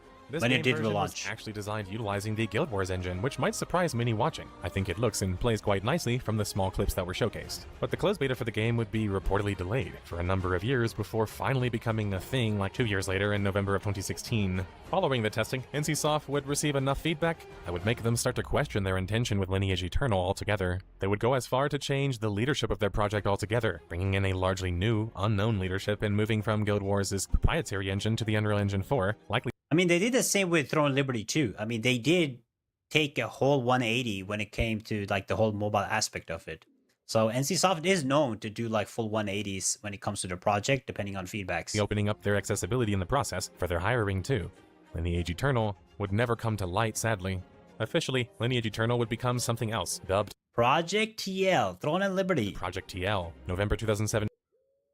To be honest, I also haven't liked the idea of having the mobile version of this game or stuff like that. I don't really like the MOBA.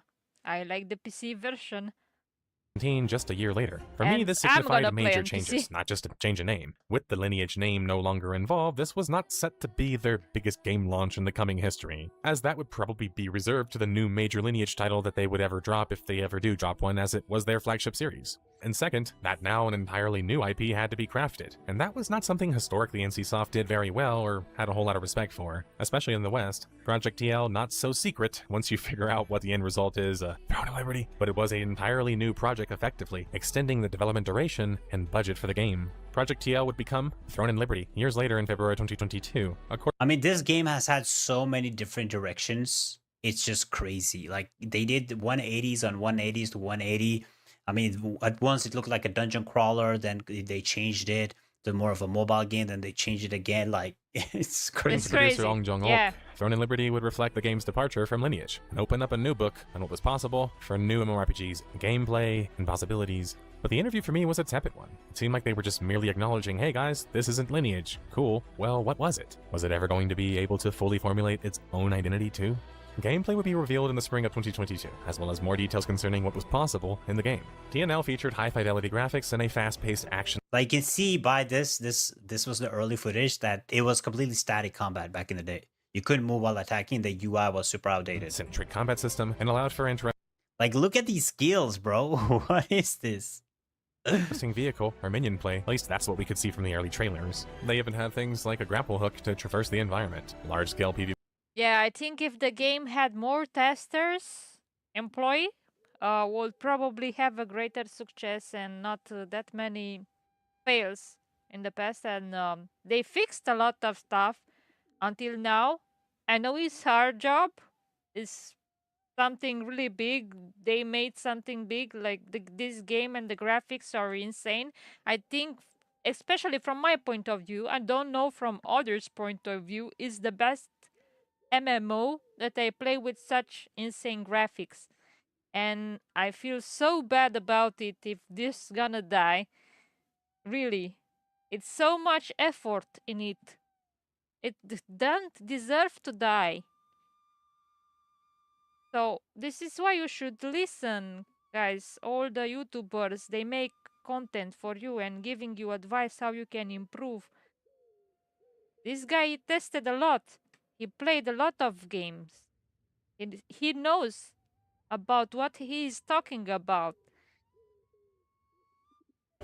Boss battles, and in many ways was kind of looking like an Eastern version of Guild Wars. And that wasn't necessarily a bad thing, since it was bound to be more focused on some different things like vertical power progression in the form of gear, which Guild Wars wasn't focused on, so it had some hooks or fangs there. But it still could be its own great project too, but that was going to be a tougher task to ask, of course. The big info reveal, however, would happen later that same year, in September of 2022. Here we would meet the game's main design director, Moonswap Lee, who I can't literally find anything about, including if he was ever even involved in Lineage or any of the other major projects at NCSoft, but we're going to circle back on that later. Moon seemed to like the stress about the combat being a major feature in TNL, and how the weapons Look how bad the combat looked, though, at the first, like, early system on. would dictate how a player would play their class, so to say, instead of an actual class It's literally full static. You cannot move while attacking.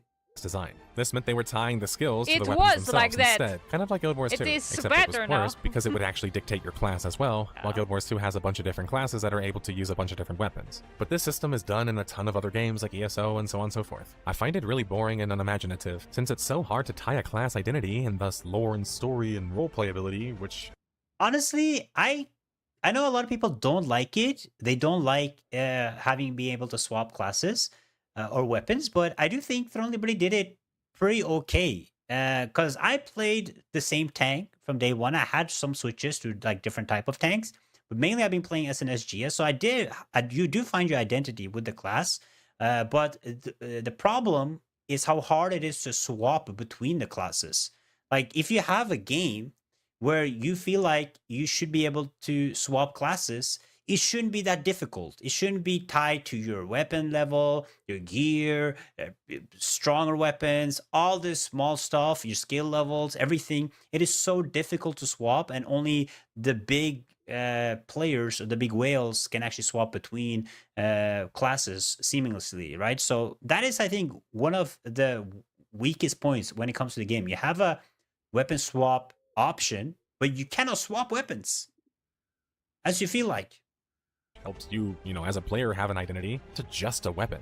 But Guild Wars are called out in the Korean press release, a major part of Lineage 1 too, so it's not just biting Guild Wars, to be fair. How they were going Yeah, well, it's also the fact that not all the weapons works well together. For example, this guy is saying he plays a Crusader because he's the best tank. He could play other tank classes, but they are kind of low tier tanks.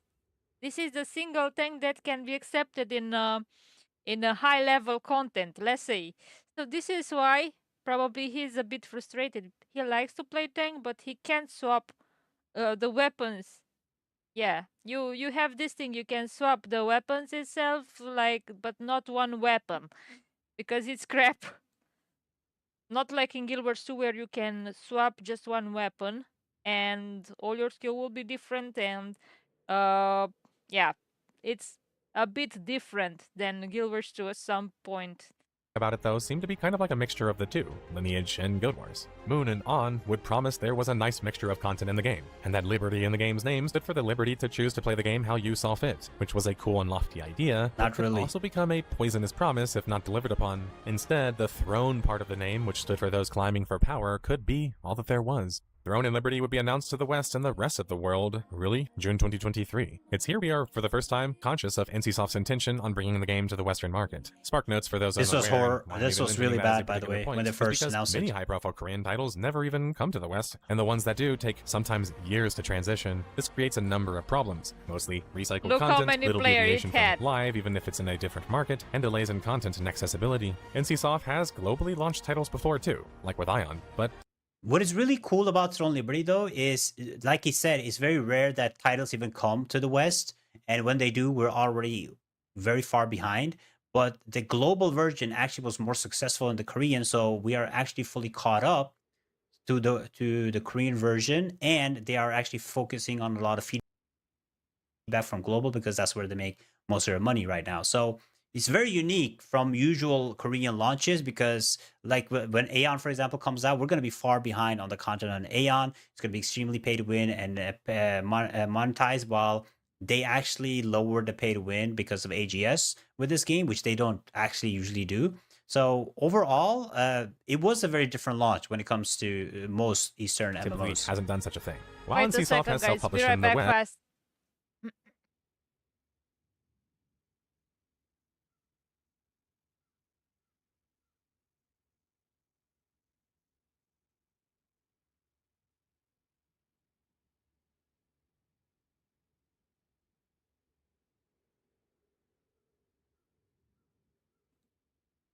Okay, back.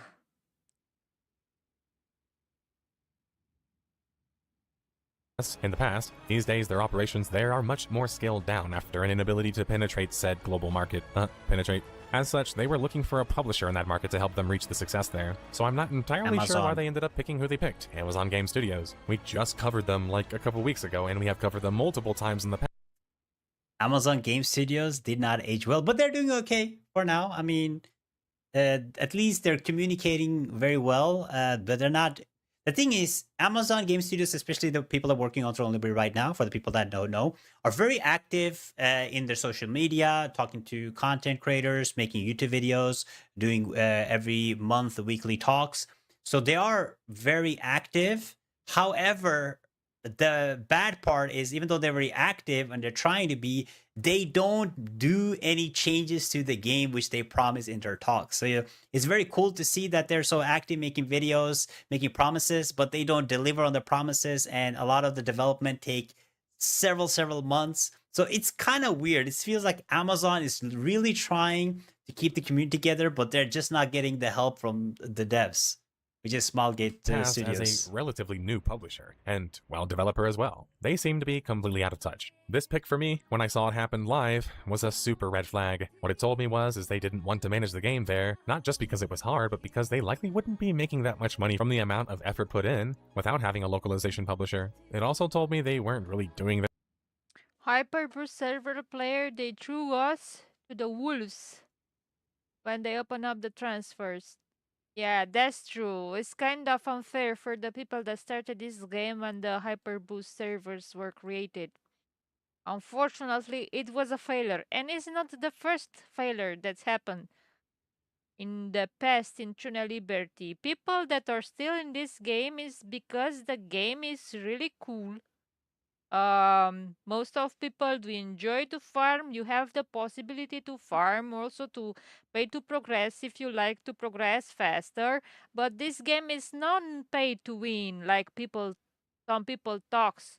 It's just about having the knowledge how to farm more, and at some point they have to make every time a new tire because the prices on the market goes really really low, and it's getting harder to buy the battle passes that you require to buy in every mount. Can be kind of uncomfortable at that point, but they they get this fast. They kind of release the new content way too fast, and I think that they don't have enough time to polish or to make a high quality new content because they want always to have new stuffs in the market, always to have new content, and even though they make new content, it's kind of a remake with something that is in the past, like a lot of dungeons from the past were kind of revamped, and we are still doing the same dungeons like in Tier 1. And of course, more people want to do something less repetitive and to not force you to enter at a time on a boss or something like that. Everything is getting like uh, kind of force you to log in to do the stuff, and especially the new event with killing 50 mobs and just collecting the chest is kind of pissing people off. I don't know how to say, but it's not something enjoyable.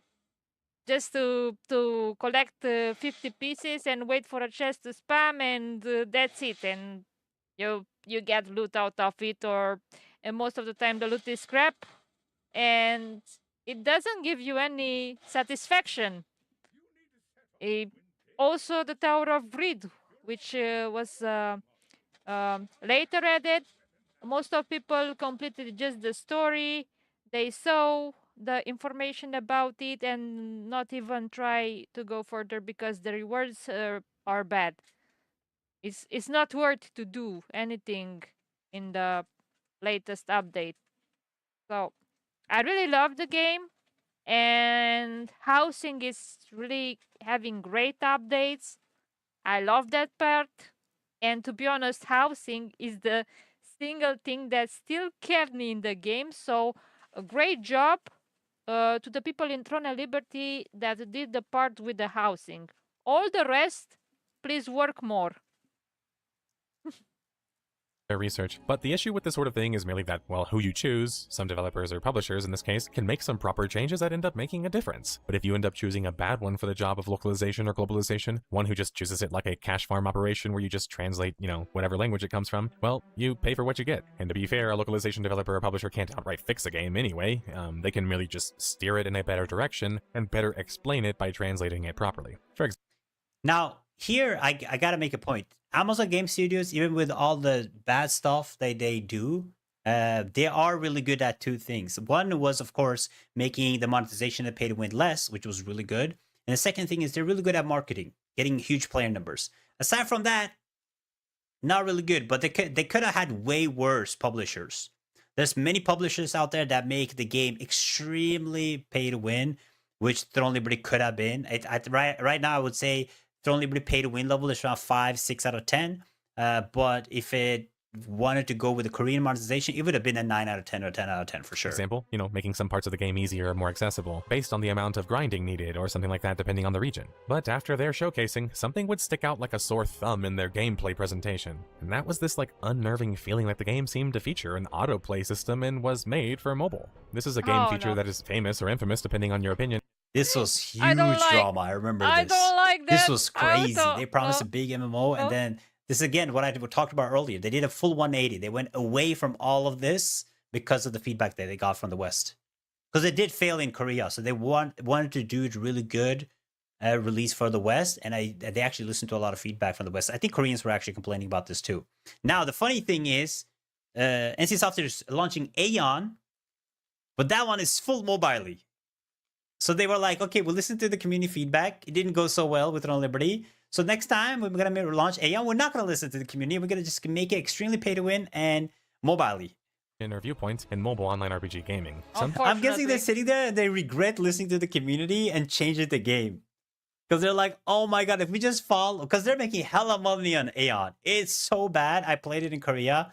Game is so bad, but they're making so much money, and they could have done the same with Throne of Liberty. NCSoft had been dabbling in and making bank on for the past decade already, including with their flagship series, Lineage. Autoplay was stinky, even if people liked it, and didn't really have a place in PC MMORPGs. Reason being, it means the gameplay has to be compromised for it to be that way in some sense. Even more so if the game is also being made for console, which in this case it also was. This means that the combat in the game is easy enough and non-interactive enough to be, able to be played automatically, which is not a good look, especially for the next gen, next best thing from NCSoft, or whatever. Onjong-ok's reception to people's feedback, though, seemed positive. They were open to changes, and even significant ones like removing the auto combat altogether, which they did. But the damage was already kind of done. The game clearly had been made for that in mind, which is why there was only like 11 abilities, which meant players were getting a different game than they might have originally imagined. But the 11 abilities is not bad, though.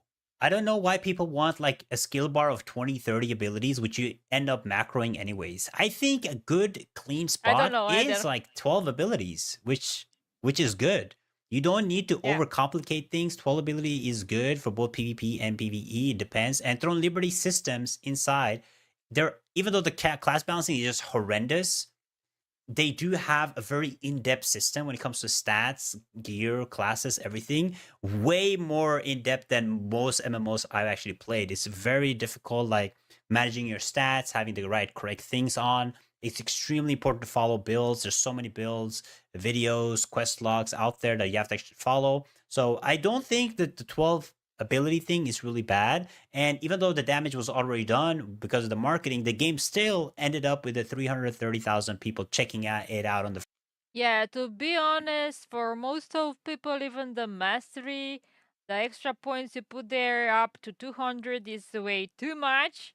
Not only to grind for, also to learn all this stuff. People do not have that time to invest in a game to study that deep. And most of the people that come new to the game, they kind of lose patience to learn all what is about this game, and they add the more and more information and less stuff that can make you feel good, like new dungeons or new raids and new quality content. It's too much information, too much to learn for some just small quantity that this game is giving you to try out. Just doing dimensional trial like unstoppable until you finish all the 30 runs to get, or 30 runs or more, I do not even know, to finish your weekly first day, right?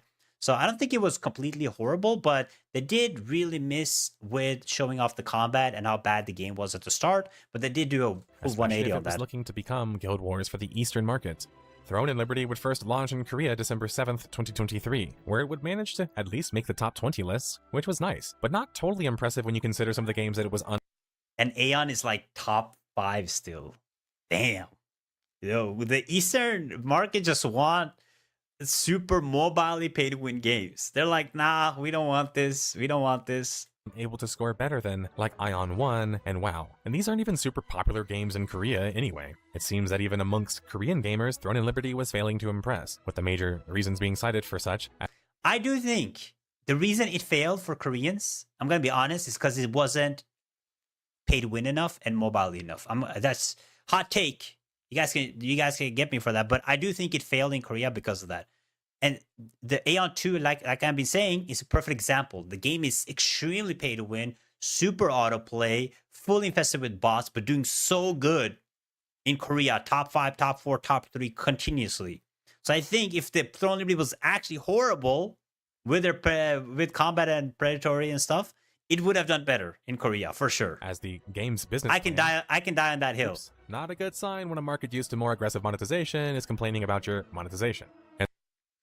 No, I don't think so. And the second big reason cited was the game's lackluster combat system. To explain why that's such a big deal, in the Eastern market, that's pretty much the main course dish of the games. Look at games like ArcAge, Blade and Soul, Terra, and of course Black Desert Online. These are very action-oriented Korean MMORPGs, and they would have some pretty good combat systems. Arguably, besides Guild Wars 2, features some of the best combat systems that we've seen a decade or more later. Throne and Liberty, according to Korean players, played worse than these games, and there didn't seem to be a significant payoff located elsewhere either. Not having a good combat system was a huge hindrance for Throne and Liberty's growth in the East, and was incredibly important because, as we've learned in the Death of the Game series, if a title from an Eastern publisher doesn't do well in their home market, even if the game turns a profit elsewhere, I am glad I didn't start Throne and Liberty when the combat system was worse. Now, from my experience, it's not bad at all.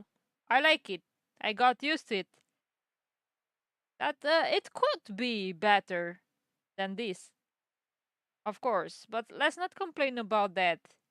Throne and Liberty has way more other issues than combat system, to be serious.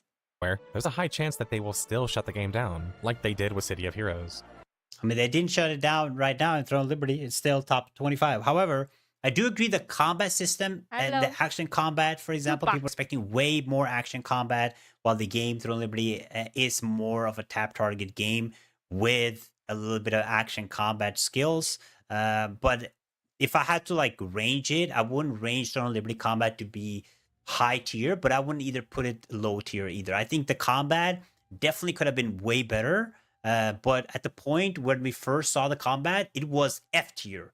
And then with the new improvements and the combat currently, I would put it closer to like a B tier, between B tier, maybe an A tier almost, but not a top tier combat for sure. But it's not even close to being like a bad F tier like it was previously. If TNL didn't do well in Korea, it would have some serious ramifications that were impossible to skip for the rest of the world, such as content minimization, or delays, or worse, a server shutdown. But as things were moving along at launch in the East, at a slower than expected pace for NCSoft, who spent a reported $100+ million on Throne and Liberty, things were also moving ahead slower, but still in the West, with the closed beta, which would drop April 10th, 2024. Like with most, if not all, of NCSoft's major titles, I was invited to test the game early on, and to be honest, I liked what I experienced. I thought the combat looked and felt much better than when it was first teased. LOL, it's the old skills. Oh, thank God they changed the UI with this. The old skills look horrible.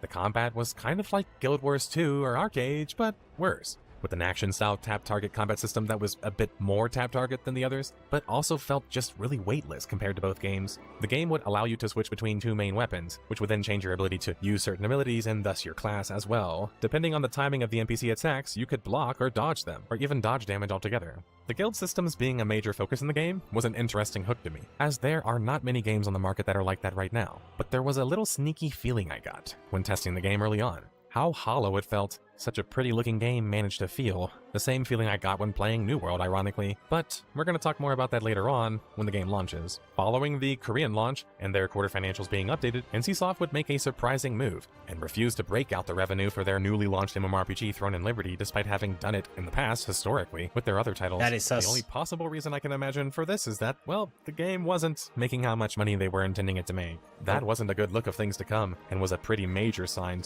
The Korean, like, it got really hard slapped in Korea.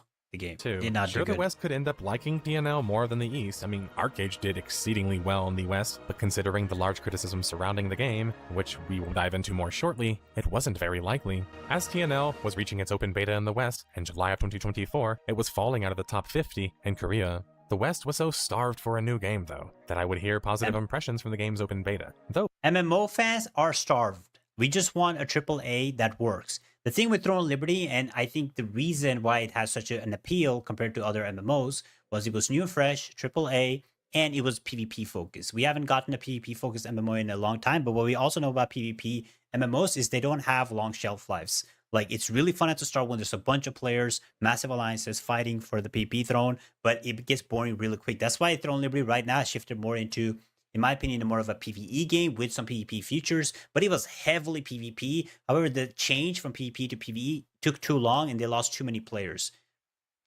But part I of that like was it the also way related to PvE. how little people got to actually I like test it the the game way it during is this now. testing phase, making it quite hard to actually get About the combat system. And PvE content is kind of good, but need more content than to not be that repetitive and um those events with the chests to just disappear and replace with something more fun. And talking about events, I'm okay to have the events that are added at each 2 weeks like it's supposed to be, and change them from time to time, because it's kind of boring to do same event over and over. And maybe you can't enter every time at that timer, and you become stressed, and you have a feeling of missing out something, and you probably leave the game because you kind of feel forced to log in just for doing an event, and that's not supposed to happen, to have this feeling. You should just enter to play a game if you have time to do it and if you like it. And none of this happened in this new event they added, unfortunately. A really good feel of how the game was set to be, since MMORPGs take more time than just a couple of days to make such assessments. The big kicker behind everything was the game was Yeah. free, so many people like me, I'm, feeling lukewarm or not, would say currently stuff like, watching. hey, give it a try. But the game being free, I do agree with it, but at the same time, you attract the worst of the worst players when the game is completely free. Now the also thing is, it is the new system. It's a new way to do it. I mean, all the Koreans know it. You make the game free. You have a bunch of monetization. That's how you make money, because you can attract them. And if you're smart enough, especially NC Soft, they're really smart with their monetization.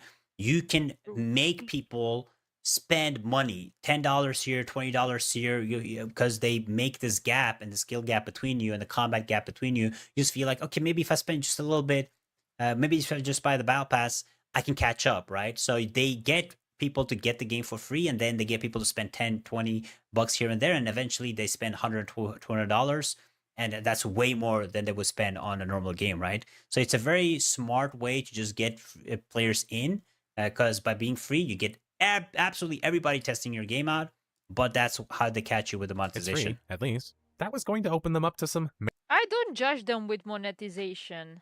In the end, you can kind of farm and kind of reach the end content. It's actually play to win and also pay to progress.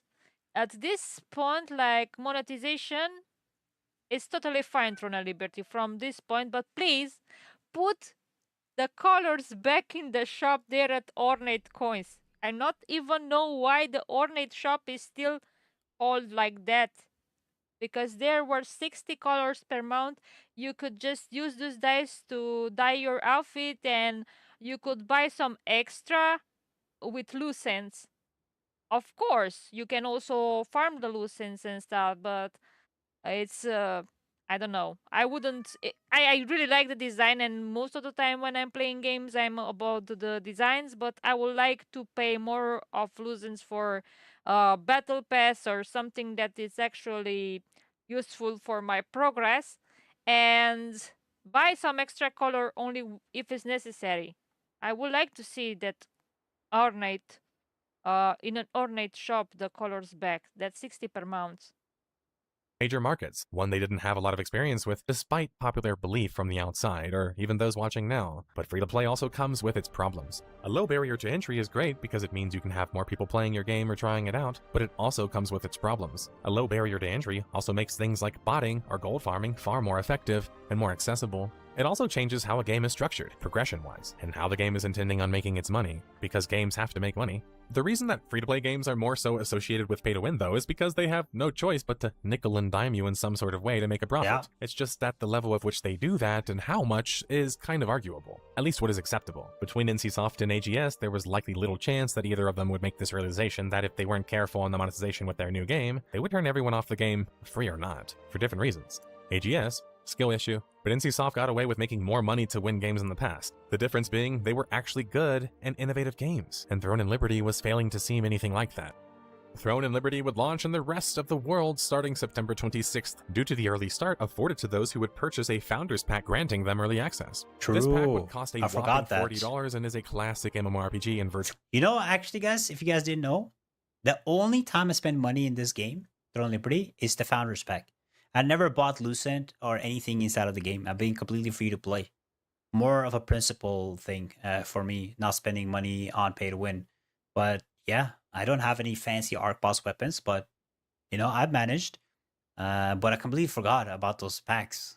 To a world marketing tactic, as FOMO is a large core aspect of an online RPG. Though the service would face some downtime during this at launch, which would anger so many people that you can see who purchased this pack on Steam, making it a very negatively reviewed pack, claiming they should be afforded some money back or currency True. to account for the fact that there was downtime during this. Now, MMORPG launches are murky and there's always server downtime, but if you're going to make people pay for that kind of money, you better be feeling pretty confident you can pull this kind of stuff off. The rest of the world would get the chance to play the game though on October 1st, 2024, roughly 1 year after the Korean launch. Scoring a 72 out of 100 on aggregate review website Metacritic, IGN France would rate the game a 7 out of 10 and state that Throne and Liberty has enormous potential with its captivating world and universe, and above all, its highly successful and unique gameplay. While the story isn't groundbreaking, To be honest, I love the story from Throne of Liberty. It was one of the best, if not the best story I ever experienced in MMOs. Also, story from Guild Wars 2 was really cool. Till for people that know Guild Wars 2 and experience, Till Path of Fire was great story, but then they kind of messed up. But Internal Liberty story was fine. I feel like it was written by the same person from the beginning to end. So good job with the story, Throne of Liberty. progress is slow but steady, and every moment is a delight thanks to the sumptuous art direction. However, it's not for everyone. Oh, by the way, this is a translation, as it requires a significant investment to fully appreciate what it has to offer. The cash shop also allows for a bit too much, and risks negatively impacting the experience and game balance. That said, Throne and Liberty is free, and trying it out is worth a shot. I'm gonna call bull on the captivating world and universe, but I mean, Throne and Liberty was incredibly fun though at the start. It was. That's why most people actually had really fun. Massive GVG fights, massive boss fights, huge alliances fighting each other. The world looked actually really good. The game itself is incredibly good looking. While it does feel empty at times, I do think that the whole seeing so many players running around fighting, we had shot callers, calling CC stuns.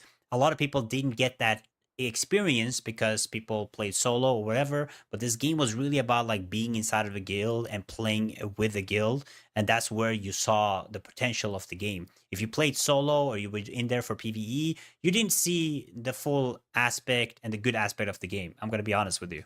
maybe if somebody like that isn't used to playing online games like this, they might feel differently. MMORPG, on the other hand, would score it a 6 out of 10. The more seasoned of the reviewers and state that Throne and Liberty was a game I wanted to love. It was something I had anticipated for roughly a decade with the hope in my heart that it would be good. I see the skeleton of something I adored. The massive PvP battles, the caution that came with entering places like the Ant's Nest to get rare jewelry, and the social component that I honestly sorely miss. But the poor localization and uninteresting story and reliance on PvP for progression makes the game a hard recommendation. Come on, the story was interesting. It's your bad for skipping it. I really love the story in Throne. It's a shame, because there is a glimmer of something great there, but Throne and Liberty just isn't that. That's exactly what I'm saying. If you came into this game going wanting to enjoy some PvP experience, large scale, you would have fun. But if you came in for storyline, PvE, whatever, that's the main problem that people had. You know, that we've been playing these PvE MMOs for so long, and Throne Liberty did not deliver on that, and it turned a lot of people off from the game. But since I got the chance to test the game and also play it post-launch, I think I will try and offer some of my own personal take on. Yeah, well, I remember an interesting thing when I called a friend from Guild Wars 2 to join Throne and Liberty and to try it out because this was and is still the current game I am playing, and I wanted her to have experience in Throne and Liberty. And fun fact is that she was leveling, she was like level 30, and she was just exploring an area where a dynamic PvP event occurred, and some random player killed her, and she kind of rage quit the game and never came back because someone was killing her. Meanwhile, she was doing the story and she was actually low level. They should do something about this, like um players that are under the level maximized, like under level 55, to not be killable because that or untouchable. They cannot attack other players or be attacked by other players would be awesome. So the new players will not have a bad experience about this game. the game, based on my 20 plus career in virtual worlds, having tested basically all of the major ones, especially the NCSoft titles. Throne and Liberty looks like there's a lot to it, but in reality, especially for those who've already played some of the major titles in the space, it doesn't offer anything newer or better executed than any of the games that you've already played. While I agree on that, I have to say the main problem with MMOs in general is I and then many others are looking for new MMOs. Even though there are some really good MMOs out there, we have World of Warcraft, Final Fantasy, Guild Wars, whatever. They are old. You know, people that play through them. The whole point of trying to find a new gen MMO is just exciting, right? But you're not gonna get anything newer. Yeah, I totally agree. Guild Wars 2 was an insane experience for me. I played that game for like 5 years, so I kind of uh made everything there. All weapons, all armors, legendary stuff, and I kinda get bored of and I moved to Throne and Liberty. And I wanted to have a longer journey in this game. And I still love it, but at some point they need to fix these issues everyone is talking about and to not lose players, because even if I like it and other few people still stay in the game, they will probably leave those ones that remains because they will not have content to do. They can't go to farm on the open world dungeons because they can't find um yeah, they can find dungeons, and they can find people, you know. They It's dependent on others people. You can't do solo stuff in this game. Only few solo bosses, and that's it. Let's see Innovative, what he says. unfortunately. But I just want a new MMO using the old systems, which is completely fine, but just deliver. Deliver on the balancing, deliver on the world, deliver on the PvE and PvP, deliver on the balancing. That's what I'm looking for. So I've tested all new MMOs because I don't really want to go and play old MMOs. I don't want to play World of Warcraft. I don't play Final Fantasy. I want to play new, good AAA MMOs. New World was a good experience. I tested Lost Ark. It was really fun, but didn't last, extremely predatory, right? That's what I'm looking for. So it doesn't have to have anything new and crazy. You just have to be as good as the old MMOs, but with a newer engine. That's all I'm asking for, to be honest. The complexity of the game is around the amount of Yes, power systems that revive it this contains, game. with every Go single for weapon it. having upgrades, armor pieces having them, and even skills. But that complexity is more about like needless complexity when you realize it's all organized around a power gear treadmill that incentivizes you to spend money on the currency needed to keep upgrading. The base leveling and combat experience early on in the game is incredibly easy and fast happening, serving more as a tutorial for the endgame experience as typical in most Korean titles. Sadly, the combat though, despite looking flashy, is quite floaty and lacks any of the previous innovations of the previously successful action MMORPGs that I've already mentioned, such as things like physics-based attacks, comboing, and unique combat states. It plays like something that would have impressed you back in like pre-2010s. The story, I have no idea what the story was, and I don't care enough to go back and figure it out, despite going back and recording footage. I mean, I don't play MMOs for stories. I'm gonna be honest. I hit that escape. No matter how good the story is, I don't play MMOs for stories. I say this to everybody, even though Final Fantasy, for example, has amazing story. The whole purpose of me playing an MMORPG is to get the whole massive multiplayer online feel, right? Playing with a bunch of players, seeing players absolutely everywhere, being able to queue, match with players, make friends, all that. That's why I play MMO. If I play a game, Yeah, so most of people don't even care about the story. Most of them skip the story. So even the story was bad, let's say in Tron, it's not the main reason why people are leaving. Let's be honest. Look, even the one of the biggest streamers of Tron saying he skipped the story. I enjoy the story. Probably the ones that haven't skipped the story, they will still remain in Throne and Liberty to hope for a better future of this game. Story was great.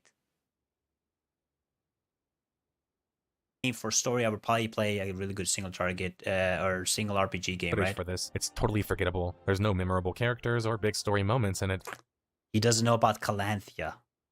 What do you mean there's no memorable characters? Have you seen Calanthea? She gets thick. Come on, bro. She was single for Valentine's Day. What you Then mean, again, no they memorable skipped the characters? story talking And it's about the somehow worse story, than yeah. the base story in Guild Wars 2, Even, which came out 10 even you years heard prior. about And it's Calanthea, certainly right? worse than ESO's base story, or Final Fantasy XIV's, They or skipped the other story. possible competitors. Meaning if the story isn't better than any of the other games, well, then you pretty much have to make sure the combat's going to be better. And it's just not. It's not better than any of the titles that I mentioned. It's worse than Arcade, Terra Online, Vindictus, Black Desert Online, and other iconic Korean action online.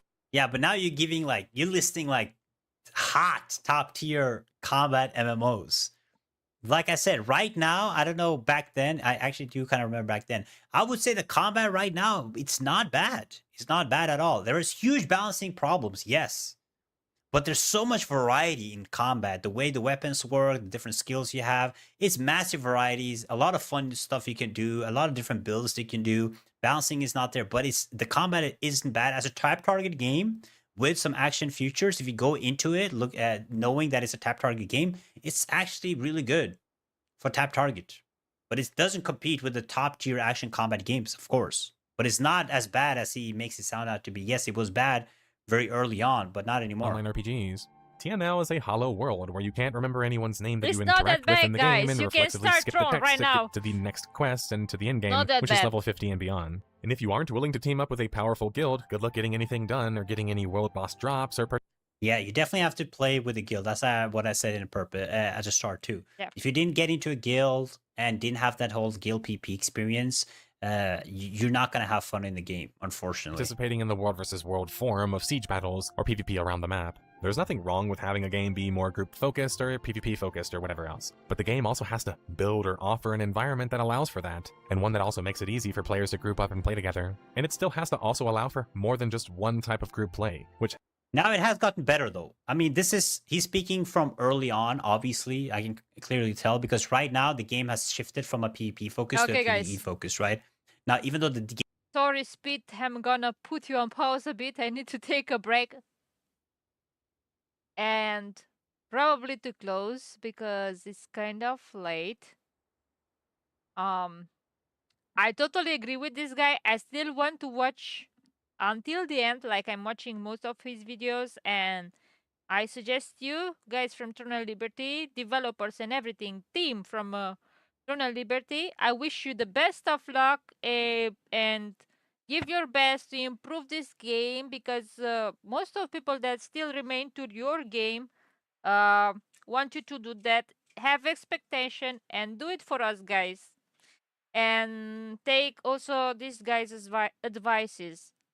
Is not telling you because he wants bad stuff to happen. No. I feel like this guy really loves Throne of Liberty too. Okay. I guess the stream is ending now. And probably I will also stream tomorrow with the rest of the video. Have a great evening and I guess see you next time, guys. Thank you, Speed.